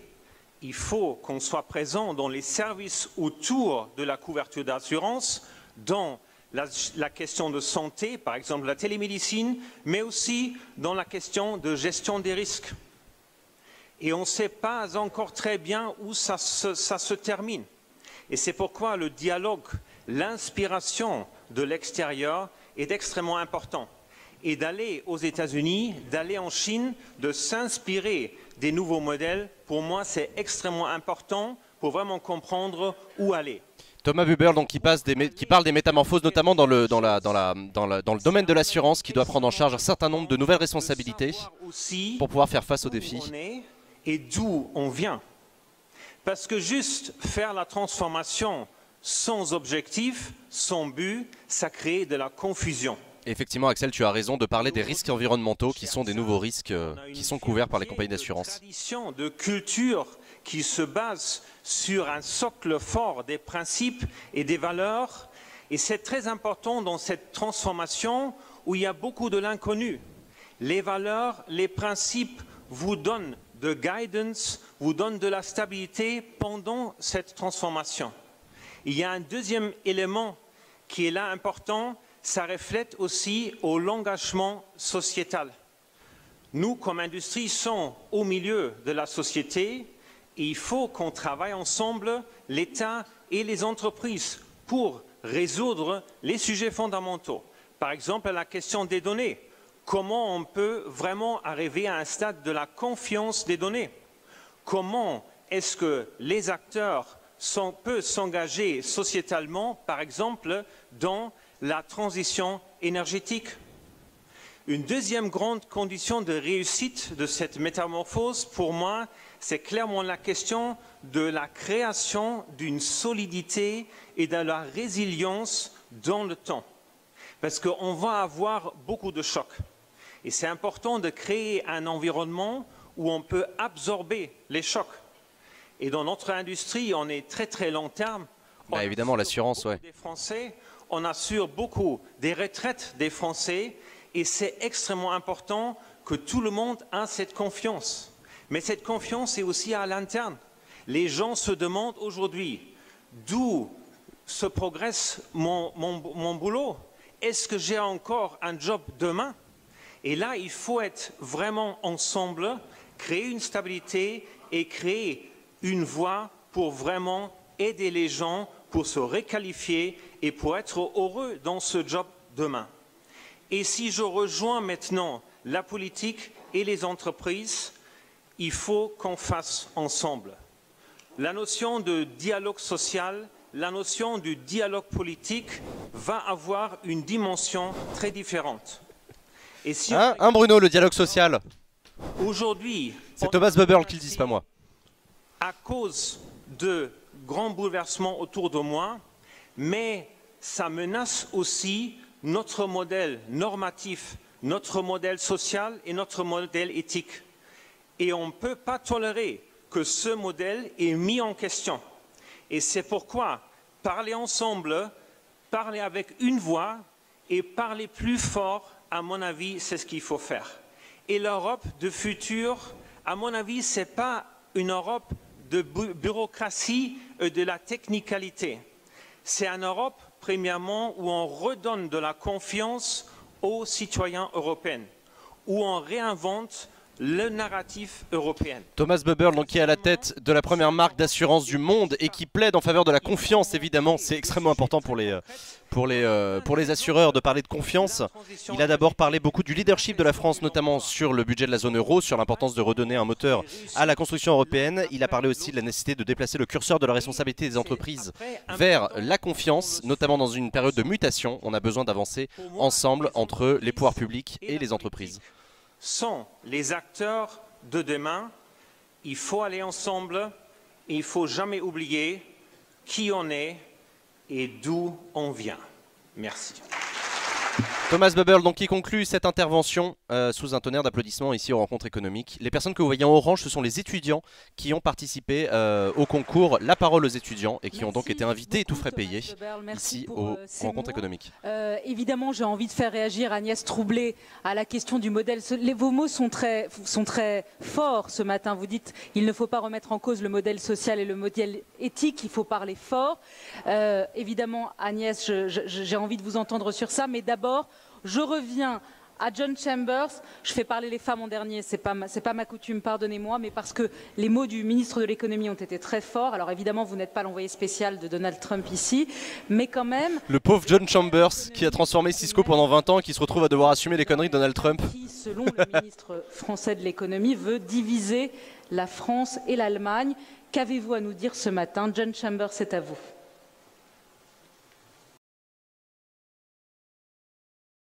Leah, I understand now why you're such an effective commentator. And of course, I'm not going to go for the bait you just put out there. Make no mistake about it, today I am French. I am the global ambassador for French technology. Ok, John Chambers qui commence cash en disant ne nous trompons pas, aujourd'hui je suis français, je ne suis pas là pour défendre les États-Unis. En gros, ça veut dire qu'il n'assume pas du tout ce que fait Trump. I have been through two major technology transitions. And I think many of the things that Leah brought up in her original question about the social unrest, about the extremists in terms of politics, etc., are rooted in how fast technology is changing the world in which we live, and whether or not government or business leaders can articulate what this means to their company and to their citizens. Oui, je suis d'accord avec toi, Julie, c'est pas son rôle, il n'est pas là pour ça. Progress and how you can have a future and the jobs and the economic growth in the future, then you have very undesirable behaviors. I had the honor in the mid-1990s to be at the White House with President Clinton as the business representative when he outlined the Internet era. Là, il est en train de revenir sur son expérience dans les années 90 quand il était à la Maison Blanche avec Bill Clinton. C'est au moment où il a pris la responsabilité de Cisco en 1995. Et il a parlé en introduction de l'importance des mutations technologiques qui sont en train de changer la face du monde. Évidemment, il est bien placé pour le savoir. But he got the business community, the citizens, inclusive across the country to believe in this. And the results were amazing. 22.5 million jobs during the 90s created. 24% growth in real per capita household income, the last time America got a raise. And 34% growth in GDP in the same time period. We're seeing the same thing in the digital era. It can increase the GDP of France and other countries by 1 to 3% if done right. It can create millions of jobs in this country. It can be inclusive across all 12 territories. John Chambers qui plaide en faveur de la mutation technologique en disant que ça peut créer de la croissance. Mais je suppose qu'il va dire encore faut-il que ce soit bien fait. In France and around the world will actually decrease headcount over the next decade because of artificial intelligence, digitization, etc. So it's so important we become an innovation engine both in the companies in France, but also the startup community. It's a time period where you disrupt or you get disrupted. Continuing to do the right thing for too long is a message for failure. But there's no entitlement. And you might think, well, John, you're from the U.S., therefore you believe the U.S. will win this digital era. Not necessarily true at all. In fact, the data at the present time is not good for the U.S. The U.S., for the first time in our history, is not in the top 10 most innovative countries in the world according to John Chambers qui s'en prend avec des mots très forts à la politique de Donald Trump en disant que les États-Unis sont en train de décrocher des pays les plus innovants du monde. The height of your engine is how many new IPOs do you present and jobs do you create. And that occurred on the New York Stock Exchange and the NASDAQ at about 750 companies going public in the mid-90s. Today, we're only going to take a little bit over 200 public this year. We're at a 40-year low in terms of startups. We used to be the engine for unicorns. Those are the companies that have $1 billion private marketization. 61% Ouais, il pense que c'est à l'État davantage de soutenir la création et l'innovation. Do you know what it is today? 41%. So it's a time period of change. And it's one that it isn't a zero-sum game. I think if done right, and I'd like to see government leaders discuss behind the scenes, Salut, Yoki. how do we solve issues, as opposed to in the public arena where emotions tend to get tied into it. And if you watch France and the transitions going here, let me share the data with you.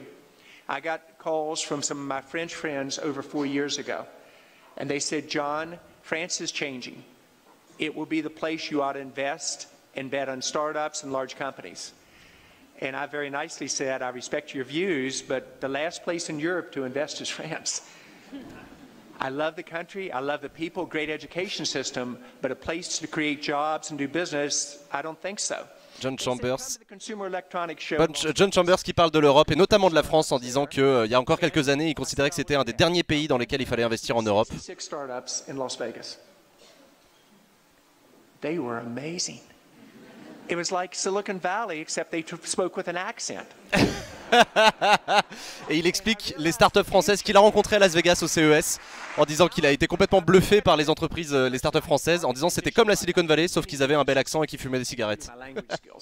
But there were 38 companies at CES 4 years ago.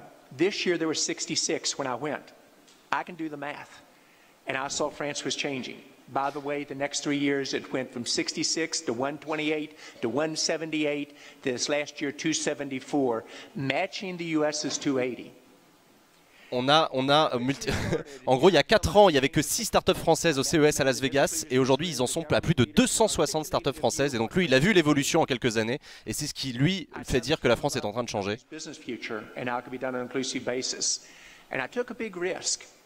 I basically said that I think France will become the innovation engine for Europe and it will become the startup engine example for Europe. Venture capital investment, as Bruno and my friend knows very well, and we're in agreement on almost all the issues he discussed earlier, that we have to do better as countries and working together. But venture capital investment is an indication of where future job growth will be. It used to be about 130 companies per year 4 years ago in France would get venture capital backing per year. And remember, every company in the world, whether you're in fashions, retail, finance, manufacturing, will become a tech company. That number in 4 years has gone from 130 to 747. You're seeing dramatic revolutionary change here. And business leaders around the world are seeing the implications of it. It used to be, many of my counterparts, when I first said bet on France will be the next best thing, they said, John, you get transitions right, but not this time. 85% of the business leaders, especially American business leaders, believe that France is now a good place to invest and grow your business. And that's according to the Bain survey and the American Chamber of Commerce survey. 85%. 85% des investisseurs américains considèrent que la France est un endroit où il faut investir. 88% of these same leaders believe that France will lead in deep tech, i.e. digitization versus 88% des investisseurs américains pensent que la France va devenir leader dans l'innovation. And why I'm honored to really be your champion on a global basis and in love with your startups. And if you look at what companies and countries will face, market transitions create an opportunity for you to get ahead or fall behind. There's never been a market transition occurring at the speed of this digitization. It will be 2 to 3 times the speed of the internet changes, which means governments and large businesses and startups alike have to move at a pace we were not designed for. In fact, we were often designed to go slower so we didn't run off the cliff. No longer an option. John Chambers qui parle de la rapidité des mutations en disant qu'on est en train de changer à une vitesse dingue. Lui, il a évidemment connu la mutation du numérique, évidemment l'émergence d'Internet. Il était le PDG de Cisco pendant 20 ans. Et là, il explique que en fait, la vitesse à laquelle les choses évoluent est encore plus rapide que dans les années 90. And the same thing within the companies. You have to articulate that view so they understand your company has a future in this new world. And then you say, here viens bosser avec nous, Axel, on embauche. President Macron do here in France and his team to get us to this new world and the steps that need to be done. When I look at the future of France, I don't think it's ever been brighter. Quand je regarde l'avenir de la France, je pense qu'il n'a jamais été plus brillant. And President Modi. He has to create 1.2 million jobs a month in India. He's digitizing his country. And he teased me, he said, John, I always called you the ambassador for India. And I said, no, I'm the ambassador for France. But he is transforming the country at the highest speed. And just like occurs here in France, many times the media or others are critical of him. And there are ups and downs in this process. But if you watch what is occurring, he has transformed a country that will become the fastest growing GDP in the world, blowing right past China, will grow 7 to 10%, and will increase the average income doubling to their citizens every 6 to 7 years. So why do I believe in France? I believe in your country, your citizens, your young people, your education system, but I believe in this president and his vision of how this can change. So I think France is not back. I think France is leading in a way you've never done before. I think the future of Europe will depend upon how well France executes in innovation. And I think you will be the startup nation in Europe and potentially of the world. Vous serez la nation start-up de l'Europe et du monde. Putain, Thomas, John Chambers qui rigole pas du tout. Hein. Quand il parle de la France, c'est avec des mots complètement incroyables.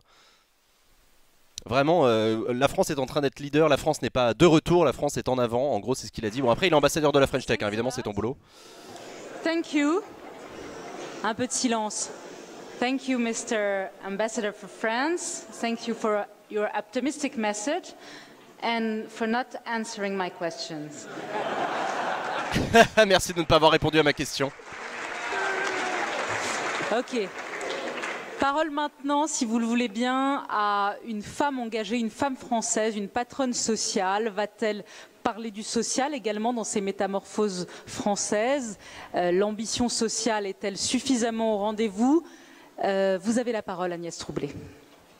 Agnès Troublé, donc fondatrice d'Agnès B, créatrice de mode et employeuse sociale très engagée dans l'associatif. Mais je suis venue ici en tant que citoyenne. De gauche, qui lit Le Monde depuis qu'elle a 17 ans, pour se tenir au courant, pour connaître... Citoyenne de gauche applaudie à tout rompre. Savoir au jour le jour ce qui se passe et connaître l'histoire en train de se faire, en fait. Pas tout à fait à tout rompre. Lire Le Monde, c'est ça. C'est voir l'histoire en train de se faire et ça m'a toujours passionnée.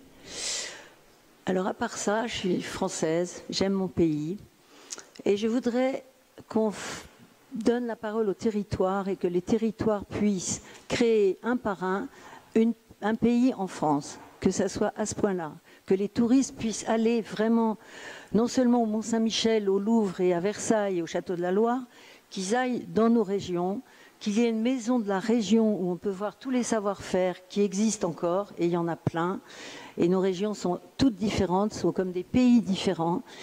Il y a partout une architecture à découvrir, des choses à voir, des gens à rencontrer, des paysages à contempler. Et surtout, il y a nos petites lignes. On parle beaucoup des petites lignes avec cette histoire longue de la SNCF. Et peut-être ces petites lignes pourraient servir, Monsieur le Ministre, à promener nos touristes dans les régions. Pourquoi pas faire des petits trains? Il y en a dans certains pays, il y en a un en Écosse, il y en a. Mais on pourrait peut-être les valoriser de cette manière-là. Moi, je vais beaucoup au Japon, à Hong Kong, les Chinois, Taïwan, tout ça. Je pense qu'un jour, il va falloir qu'ils découvrent notre pays pour de vrai. Au lieu de mettre l'air conditionné dans le château de Versailles, parce qu'il y a trop de respiration dans le château, et que ça devient très difficile d'entrer dans le château les week-ends.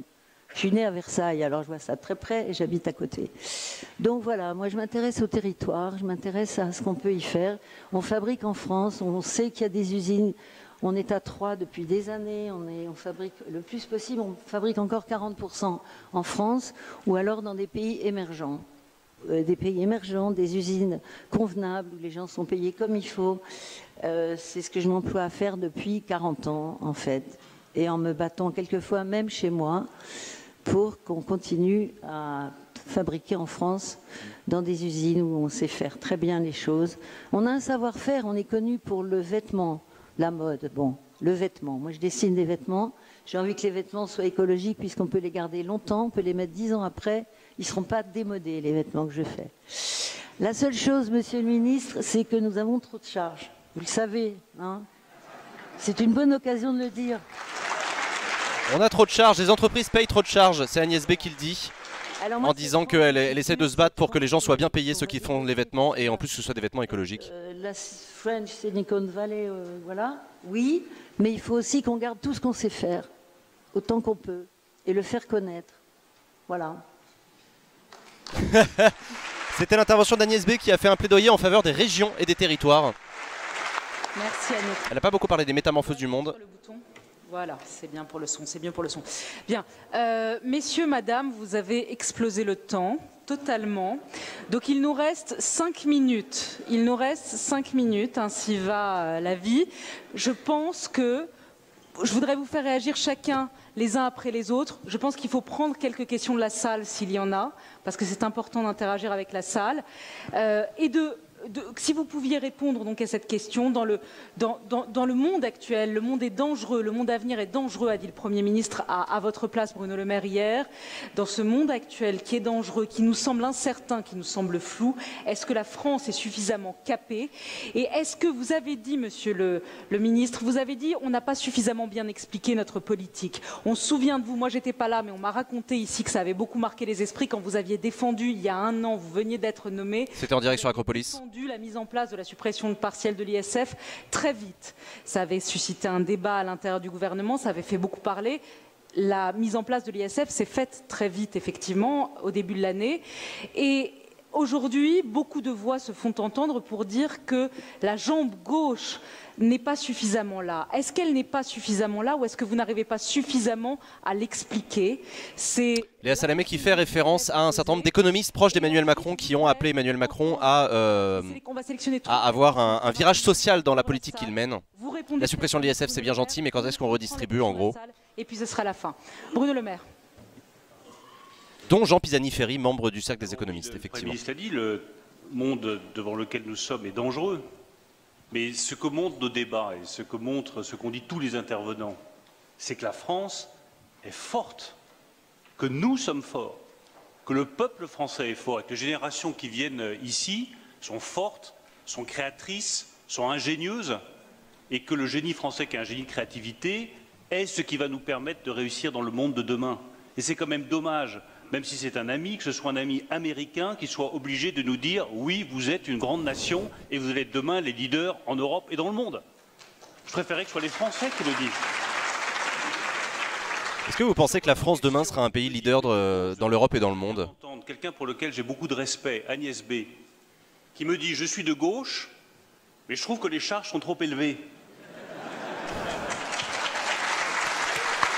Bruno Le Maire qui rebondit évidemment de manière parfaitement maîtrisée sur cet appel d'Agnès B à alléger les charges sur les entreprises. Tenir notre cap, lutter contre les inégalités par l'éducation. Je ne me résignerai jamais à voir une France dans laquelle il y a encore tant d'inégalités à la naissance, tant d'inégalités sur le lieu de naissance, tant d'inégalités sur le lieu où vous allez être au collège, au primaire ou au lycée. Parce qu'en France, quand vous n'êtes pas né au bon endroit, dans la bonne famille, avec les bonnes études, c'est plus difficile de réussir que dans les autres pays de l'OCDE. C'est pas normal, c'est pas juste, et c'est ce combat-là qu'il faut livrer. Bruno Le Maire, donc, qui plaise encore une fois pour l'égalité des chances. Et vous voyez, c'est un homme venu de la droite qui vous le dit. Je ne crois pas à cette division entre la gauche et la droite à un moment où la vraie ligne de fracture, elle est entre ceux qui veulent replier le pays, le recroqueviller façon papier japonais, l'enfermer, le diminuer, le rapetisser, jouer sur les peurs. C'est tellement facile de jouer sur les peurs. C'est tellement facile de jouer sur les craintes. C'est tellement facile de jouer sur le rejet de l'autre. parce qu'il n'a pas la même couleur de peau, parce qu'il n'a pas la même religion, parce qu'il n'a pas la même origine, parce qu'il n'a pas la même façon de s'exprimer que vous. C'est tellement facile de jouer sur la crainte de l'invasion. C'est tellement facile de jouer sur les peurs humaines. Mais c'est tellement plus difficile et tellement plus beau de jouer sur l'espoir, de jouer sur les talents de chacun, sur la capacité à reconnaître ces talents de chacun. C'est tellement plus beau de dire que la France, elle a tout pour réussir. C'est beau ce que tu dis, Bruno. Son génie particulier qui lui permet d'être créatif. Et que notre place n'est pas de nous replier sur une nation conçue de manière étroite, mais de rendre à la France... Ouais, Bruno Le Maire, en fait, qui joue à plein la nouvelle fracture, celle qui est poussée à mort par En Marche, entre les populistes et les progressistes. Lui, il se place évidemment dans le camp des progressistes et qui accuse en gros les populistes d'extrême droite ou d'extrême gauche, selon lui, de jouer sur les peurs et sur le recroquevillement. Vidéo meliora proboque, deteriora sequor. Ok, ça drop du latin, tout va bien. Je vois les choses. Bon, ça veut rien dire, mais ça ponctue bien une phrase. Je les approuve, mais je suis les mauvaises. Eh bien, je vous propose comme ligne de conduite pour les années à venir l'inverse de la phrase d'Ovide. Je vois les choses mauvaises et je les désapprouve, mais je suis les bonnes. Merci. Faisons l'inverse d'Ovide, on en est là. Voilà, c'était la dernière introduction, c'était la dernière prise de parole de Bruno Le Maire, qui lui aussi plaide pour la confiance dans l'avenir. On y va, je vais trancher de manière injuste, forcément. Je vais sélectionner 3 questions. Monsieur là-bas et une femme peut-être, non? Ah ben, madame, allez, elle a gagné. On y va.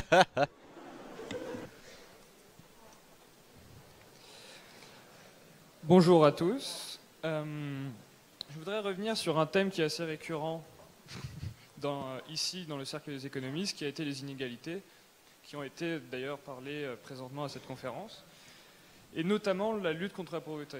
Ici, je pense que tout le monde est d'accord pour dire que c'est par la formation que ça va passer et qu'elle est essentielle. Néanmoins, le temps de cette transition, pour que les racines prennent réellement son heurt, il faut une protection sociale qui soit forte. Dernièrement, il y a eu un rapport notamment du ministère de la Solidarité et de la Santé qui a émis l'idée que, par des chiffres, notamment, la France, normalement, sans redistribution, est à 24% de pauvreté. C'est énorme. Avec redistribution, on passe à 13,6% de pauvreté. C'est moins que la moyenne de l'Union européenne, qui est aux environs de 17%. On a donc un système qui est relativement efficace. Mais surtout, le chiffre qui est important, c'est que ce système-là, spécifique à la lutte contre la pauvreté, est de moins de 3% du PIB.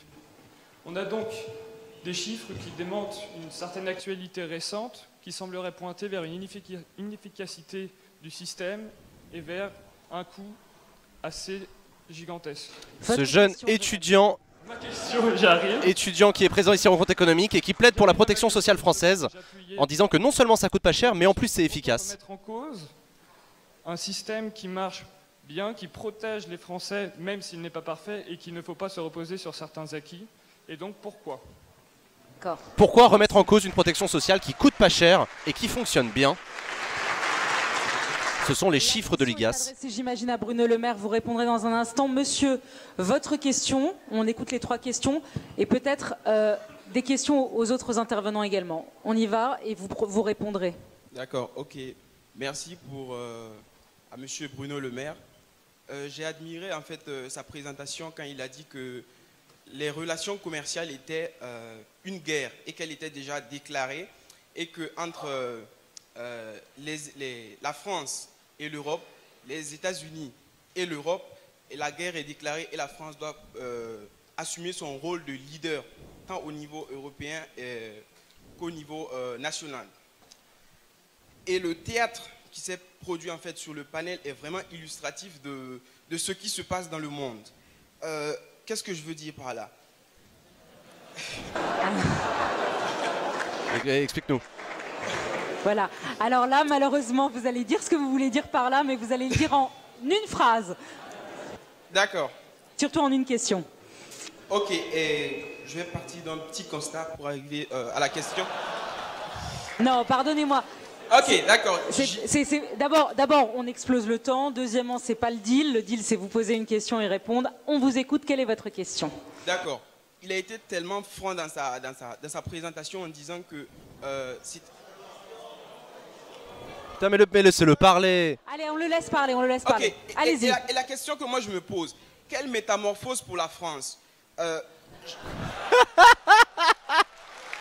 Ah, t'es bon, toi. C'est ok, c'est une très très bonne question. Faudrait qu'on fasse une table ronde entière sur le sujet. Les applaudissements me prennent beaucoup de temps. Allez-y, monsieur, allez-y, allez-y, allez-y. D'accord, donc j'y vais maintenant. Quelle métamorphose pour la France? J'ai senti que dans le discours, l'Afrique était absente. Et l'Europe... C'est vrai. C'est vrai, c'est pas un discours qui rassemble. Et je le porte et je suis fier de le porter parce que c'est aussi ça, la démocratie, laisser l'autre s'exprimer. Même si on n'y croit pas, même si on pense qu'il raconte des bêtises. Ok, et là, comment cette franchise-là, comment on transpose cette franchise-là dans les relations entre la France et l'Afrique? Parce que la vulnérabilité des faibles nourrit la force en fait des géants. Et les États-Unis sont un géant et la France en fait ne veut pas être vulnérable face à elle. Et l'Afrique non plus ne veut pas être vulnérable face à la France. Et donc, il faut transposer ce discours de franchise-là dans les relations entre la France et l'Afrique. Bah ça c'était une vachement bonne question. Vous êtes franc, c'est vrai, mais soyez franc jusqu'au bout. Vous présentez un visage à l'Europe, vous devez défendre. J'ai une proposition. Allez, on y va. Allez, madame. Bon, on n'a pas pu aller au bout de la question. Je suis présidente de Télémédecine sans frontières, l'Institut de Télémédecine. Alors, justement, sur l'Afrique, ne croyez-vous pas qu'il serait temps de lancer une force de solidarité Afrique européenne pour déployer à distance non seulement la télémédecine, il n'y a pas de développement sans santé et éducation, il n'y a pas d'éducation et de santé sans développement, et faire en sorte qu'on peut faire du diagnostic à distance comme de l'éducation à distance pour que les gens soient heureux chez eux. Première proposition. Deuxième proposition au niveau de l'Europe. Ne croyez-vous pas qu'il est temps de faire une grande plateforme, un Airbus, des banques de données de santé au niveau de l'Europe en s'y mettant tous, ok? Troisième proposition, et c'est la dernière, et c'est ma dernière question, que pensez-vous de faire en sorte qu'au niveau non seulement de la France, mais aussi au niveau de l'Europe, de faire en sorte, et je le demande surtout à M. Burbel qui a évoqué la télémédecine, de répondre à la question angoissante, mais qu'est-ce que j'ai n'importe où, dans n'importe quel endroit, à moins de 20 minutes? Merci, madame. Voilà, c'était les 3 questions du public sur la relation entre la France et l'Afrique, sur le développement de la télémédecine. Et la première sur notre système de solidarité et de protection sociale. La télémédecine. Monsieur le maire, vous répondrez au monsieur là-bas sur pourquoi vous voulez remettre en cause le modèle français parce qu'il marche, c'est ce qu'il dit en tout cas, et sur le manque d'ambition du pacte social éventuellement. Et puis peut-être l'un et l'autre sur la solidarité, sur les relations avec l'Afrique, très rapidement, vraiment quelques minutes chacun. Monsieur Beuberl, d'abord sur la télémédecine. Merci. Je fais aussi liaison avec la première question. Les grands défis de santé qu'on a aujourd'hui dans les pays en développement et les pays développés sont exactement les mêmes. Une raison, les systèmes sont trop chers et il faut réduire l'inefficacité dans le système et maîtriser mieux les coûts. En Afrique, les systèmes n'existent pas et il faut réinventer les systèmes là-bas.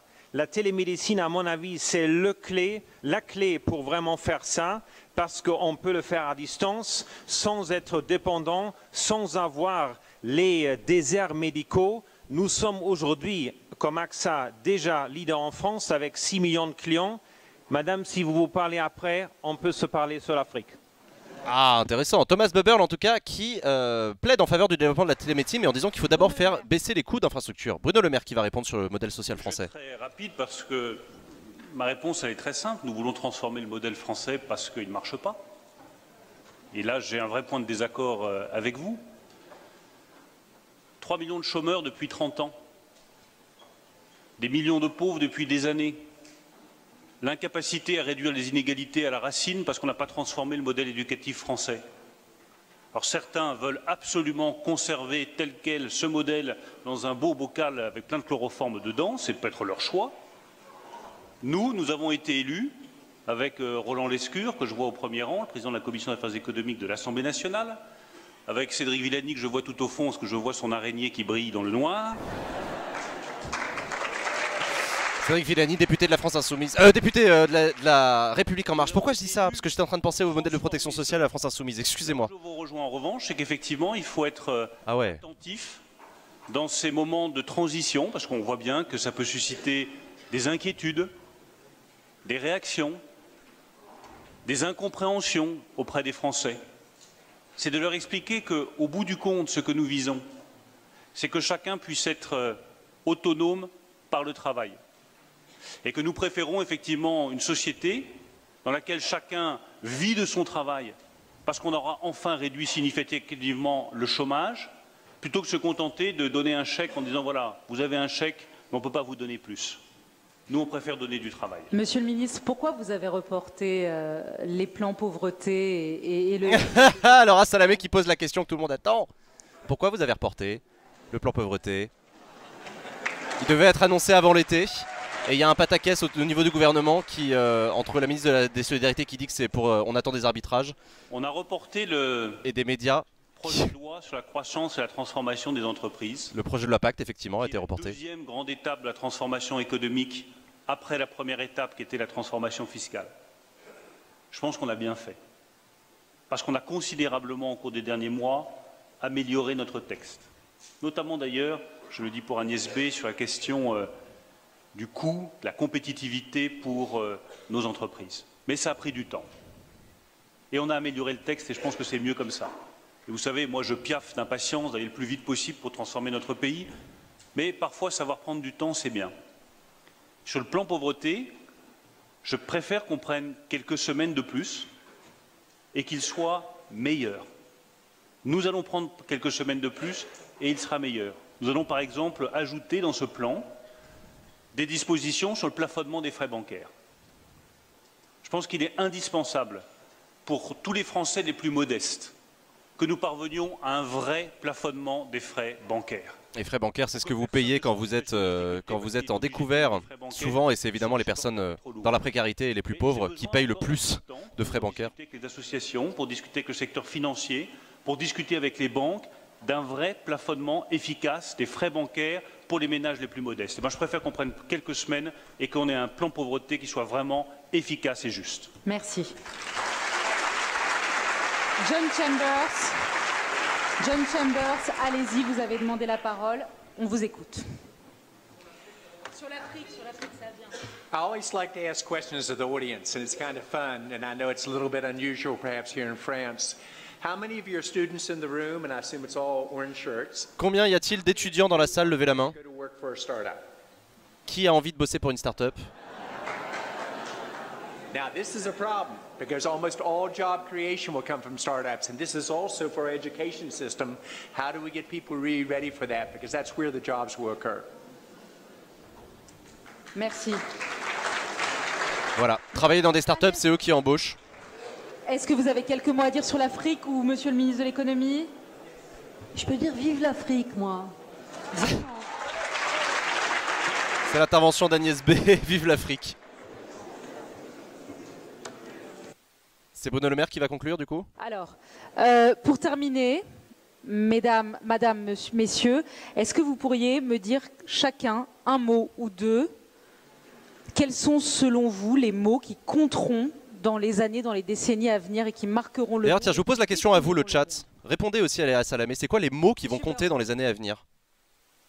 Merci pour mots. Les mots sont dialogue et confiance sociale et politique. Dialogue, confiance sociale et politique. Pour le PDG d'AXA, le directeur général d'AXA, pardon. Monsieur le maire. 3 mots. Le premier, c'est le leadership. Sale temps pour les limaçons. On a besoin de leadership en France, en Europe. C'est ce qu'attendent les populations. Et si le populisme a autant monté en Europe, c'est tout simplement parce qu'on a été incapable de prendre les décisions qu'attendaient les peuples européens, à la fois sur l'économie et sur la protection de nos frontières. Le deuxième mot, c'est démocratie. Parce que nos démocraties sont menacées. Elles sont menacées par Big Brother et Zapata, par les géants du digital et par des leaders populistes qui ne reculeront devant rien pour attiser toutes les peurs en Europe et ailleurs. Et soyez bien conscients, je le dis à tous les étudiants qui sont là, qui ont 20, 25 ans, le combat que vous aurez à livrer demain, ce n'est pas simplement un combat pour la compétitivité économique, pour l'innovation, pour la recherche. C'est un combat pour la préservation de la démocratie, menacée une fois encore par des attaques contre notre vie privée, contre nos données, contre ce que nous sommes, c'est Big Brother, et menacée par des leaders populistes qui ne reculeront devant aucune exagération, aucun mensonge, pour prendre le pouvoir. C'est vous qui serez responsable demain de la préservation de la démocratie et du développement de démocratie en Europe. Vous êtes d'accord avec ça? Le troisième mot, c'est justice. Et je voudrais redire à quel point il n'y a pas de bonne économie sans justice. Il n'y a pas de compétitivité, il n'y a pas de grandes entreprises sans justice. Et Jean-Dominique Sénard l'a expliqué hier avec un immense talent et beaucoup de ferveur. Il n'y a pas d'opposition entre renforcer la compétitivité de nos PME et mieux rémunérer les salariés. C'est ce qu'on va faire en développant l'intéressement et la participation. Il n'y a pas d'opposition entre développer le travail, du travail pour tous les Français, et dire que oui, il vaut mieux taxer les contrats courts quand on abuse des contrats courts, parce que ce n'est pas une vie. Oui, si on a encore le droit de descendre dans la rue pour exprimer ses idées. D'accord. La stabilité nécessaire pour construire sa vie, construire sa famille et construire son destin en France. Il n'y a pas d'opposition entre les deux. Merci. Donc, leadership, démocratie, justice. Ce sont les trois mots de Bruno Le Maire qui vont compter dans les années à venir. Troublé, puis John Chambers. Je vois que Jean-Hervé Le Handy me fait des signes de désespoir, qu'il faut qu'on accélère. Donc allez-y, les quelques mots.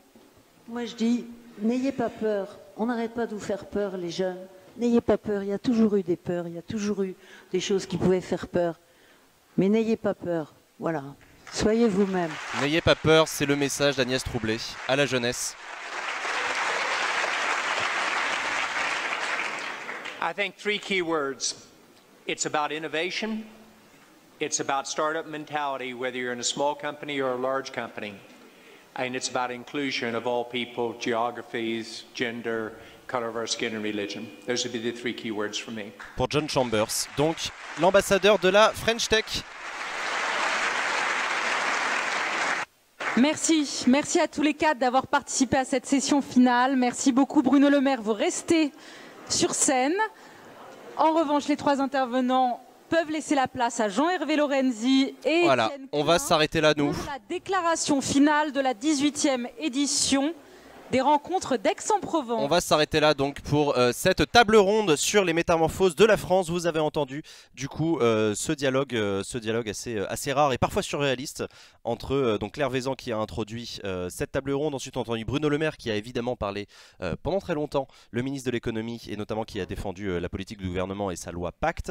Il a aussi évidemment parlé de la guerre commerciale parce que c'est un peu ce qui agite la planète économique mondiale, la guerre déclarée par par Donald Trump à l'Europe et à ses partenaires de manière générale, notamment ça a commencé par l'acier et l'aluminium et ça va continuer. Thomas Buberl, le directeur général, le jeune directeur général d'AXA, la première marque mondiale d'assurance, qui a parlé du leadership de la France, notamment sur la question de la création d'une zone euro. Il a aussi appelé à un dialogue entre l'État et les entreprises en disant que les deux devaient aller ensemble. Et ensuite on a entendu John Chambers, l'américain, ancien PDG de Cisco, qui est aujourd'hui ambassadeur de la French Tech dans le monde et qui a fait un véritable plaidoyer en faveur de l'innovation en France, et il a assuré tous les gens présents ici en rencontre économique que la France serait la prochaine grande nation de l'innovation, et de très loin, que la France avait déjà changé au cours des dernières années et que ça allait aller encore davantage vers l'avant. Et Agnès Bublet, enfin, qui a considérablement parlé des territoires en disant que ce qui comptait pour elle, c'était les savoir-faire dans les régions. Les savoir-faire dans les régions et l'importance pour les touristes de découvrir les régions françaises. Voilà. La démocratie, c'est pas voter pour un guignol tous les 5 ans. Non, la démocratie, c'est pas ça. Pardon, excusez-moi, ça s'appelle le gouvernement représentatif. Ça fait partie de la démocratie, mais ça ne se résume pas à ça. Et enfin, on a entendu donc un dernier tour de parole sur les mots qui vont compter à l'avenir. On a entendu confiance et dialogue, leadership, démocratie, justice, n'ayez pas peur. Et enfin, innovation, start-up mentalité et inclusion. Donc en gros, les intervenants ont dit tout va bien, la France va bien et est le leader. Et les questions, vous n'avez pas répondu à la question de base, qu'en est-il des mutations? C'est un peu, non, c'est un peu résumé, c'est résumé un peu court. Hein. C'est résumé un peu court parce que des mutations, on en a parlé. On a parlé des mutations technologiques, on a parlé des mutations économiques, on a parlé des grands défis qui se présentent. On n'a pas parlé d'environnement, c'est vrai que c'est un peu dommage. On a parlé du modèle social. Alors pour le coup, Bruno Le Maire n'était pas du tout d'accord avec l'étudiant qui a posé sa question. Bruno Le Maire considère que le modèle social français ne fonctionne pas parce qu'il y a 3 millions de chômeurs et 10 millions de pauvres. Évidemment, ça fait penser à la fameuse phrase d'Emmanuel Macron filmée dans son bureau qui disait « ça coûte un pognon de dingue et les gens pauvres restent pauvres ». Voilà. Ça reste des guignols les politiques. D'accord. Et qu'est-ce que t'attendais d'eux pour que ça soit pas des guignols du coup? Est-ce qu'il y a une mini-interview maintenant? Non, non, non, on va pas conclure par une interview, on va s'arrêter bientôt. Une fois que vous m'aurez dit ce que vous en avez pensé de cette table ronde.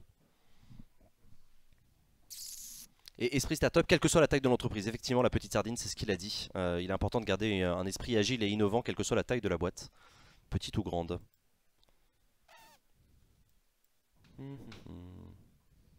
Qu'ils écoutent plus les gens. D'accord.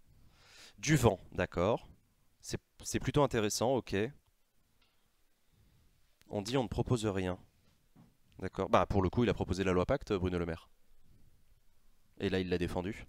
C'était un peu ennuyeux. Et plus d'éducation pour faire face à la pauvreté, plus d'égalité des chances. Ouais. Foutage de gueule avec ce dialogue quand on voit comment sont gérés les conflits sociaux. Bah justement, c'est précisément ce qu'a dit... Enfin, en gros, t'es d'accord avec la personne qui a proposé ça. T'es d'accord avec Thomas Buberl, qui a dit qu'il fallait plus de dialogue, notamment de dialogue social. C'était une conférence de Bruno Le Maire. Ah bah il est ministre de l'économie et des finances. Hein. C'est sûr que quand il parle, on l'écoute. Notamment parce qu'il vient de proposer une loi il y a à peine 20 jours. Ennuyeux, donc ce ne sont pas des guignols, ils endorment au lieu de divertir.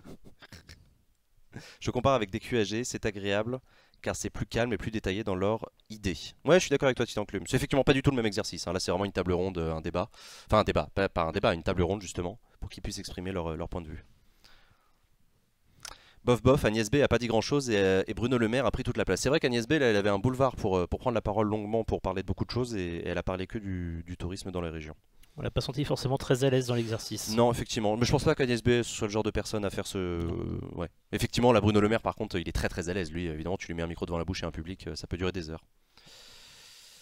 Ça suit la même ligne directrice que Sarkozy, travailler plus pour gagner plus. Le pire, c'est qu'ils sont conscients du déterminisme social puisqu'ils parlent d'égalité des chances. Mais je vois pas trop comment ils comptent régler ça. L'éducation, c'est bien, mais si ton environnement social est malsain, ça changera rien pour toi. Bah, en l'occurrence, il faut plutôt regarder du côté de la formation professionnelle, effectivement. De la réforme de la formation, la réforme du bac, la réforme de l'enseignement technique et professionnel et la formation tout au long de la vie. C'est du vent, il balance le mot qu'il faut balancer, start-up, éducation et innovation. Non, ça en l'occurrence c'était pas Bruno Le Maire, ça c'était John Chambers. Le plus intéressant c'est qu'il pense que la politique se gère qu'entre politique et entreprise. Qui a dit ça? À quel moment t'as entendu ça? Tu parles d'aujourd'hui, de la conférence d'aujourd'hui? Je crois que c'est le patron d'AXA qui a dit qu'il fallait notamment que la politique... qu'il faut du dialogue entre la politique et... Il faut du dialogue entre la politique et l'entreprise, mais plus que maintenant. Oui, il en fallait beaucoup plus. Il n'a pas dit que la politique, ça se gérait qu'entre les politiques et les entreprises. Non. Bruno Le Maire est quand même très ancien temps dans sa com, reprise de la com du gouvernement, manque de concision. Ah bah c'est un ministre. Hein. J'étais pas là au début, mais très intéressant. Ok, Neverline. Un avis qui n'engage que moi, je pense vraiment que c'est dans l'éducation, la formation qu'il faut mettre le pognon. Donc tu es d'accord avec Bruno Le Maire? Donc tu es d'accord avec Bruno Le Maire. Why not, hein? Je suis plus débat que table ronde. Là, du coup, chacun parle de sa vision, mais peu de dialogue. Pas très bon exemple pour passer justement les mutations. Oui, je suis d'accord avec toi. Ça manque de débat. Ça manque plus, pas tant de débat que de contradiction. Bruno Le Maire a un discours hyper vague, beaucoup d'éléments de langage, mais peu de sens au fond. C'est moi qui comprends pas, c'est possible. Ou c'est moi qui comprends pas, c'est possible. Non, c'est il parle des défis qui sont devant nous. Il parle des solutions que le gouvernement apporte. Ou souhaite apporter, des directions dans lesquelles il faut aller. Il a parlé de la guerre commerciale en disant qu'elle était déjà déclarée et c'est pas la peine de se leurrer. Il n'y avait pas que Bruno Le Maire. Non mais effectivement c'était intéressant d'entendre Thomas Buberl parler du leadership qu'a pris la France dans la zone euro et de l'importance du leadership sur ces questions-là. Et le besoin de confiance dans l'avenir. Évidemment, ça c'est ce qu'a dit Thomas Buberl. Évidemment il est assureur, mais... Grosso modo, c'est que le monde connaît des mutations qui qui peuvent nous faire peur, et que lui il pense que la peur c'est vraiment pas un bon moteur, et qu'il est important d'avoir de la confiance dans l'avenir. Et qui dit confiance dit travail en commun entre tous les acteurs, et pas chacun dans son côté, pas de silotage, travail en commun, que ce soit entre les pays, mais aussi au sein même des pays et au sein même des organisations internationales, entre les politiques et les entreprises. Et ensuite John Chambers qui a parlé évidemment des transformations numériques, de la vitesse aussi, il a parlé de l'impressionnante vitesse à laquelle les transformations ont lieu, et de, selon lui, la place que va prendre la France à l'avenir dans l'innovation et dans les investissements. Je pense la même chose que la petite sardine, les références linguistiques noient le fond, mais c'est sûrement pour pouvoir s'adresser au plus grand nombre. C'est pas simple de rester concis et précis, sans rentrer dans les détails que tout le monde ne peut digérer. C'est vrai que c'est pas facile comme exercice. Hein.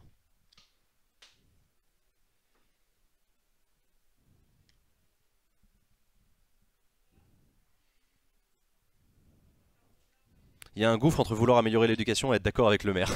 C'est vrai, Julie.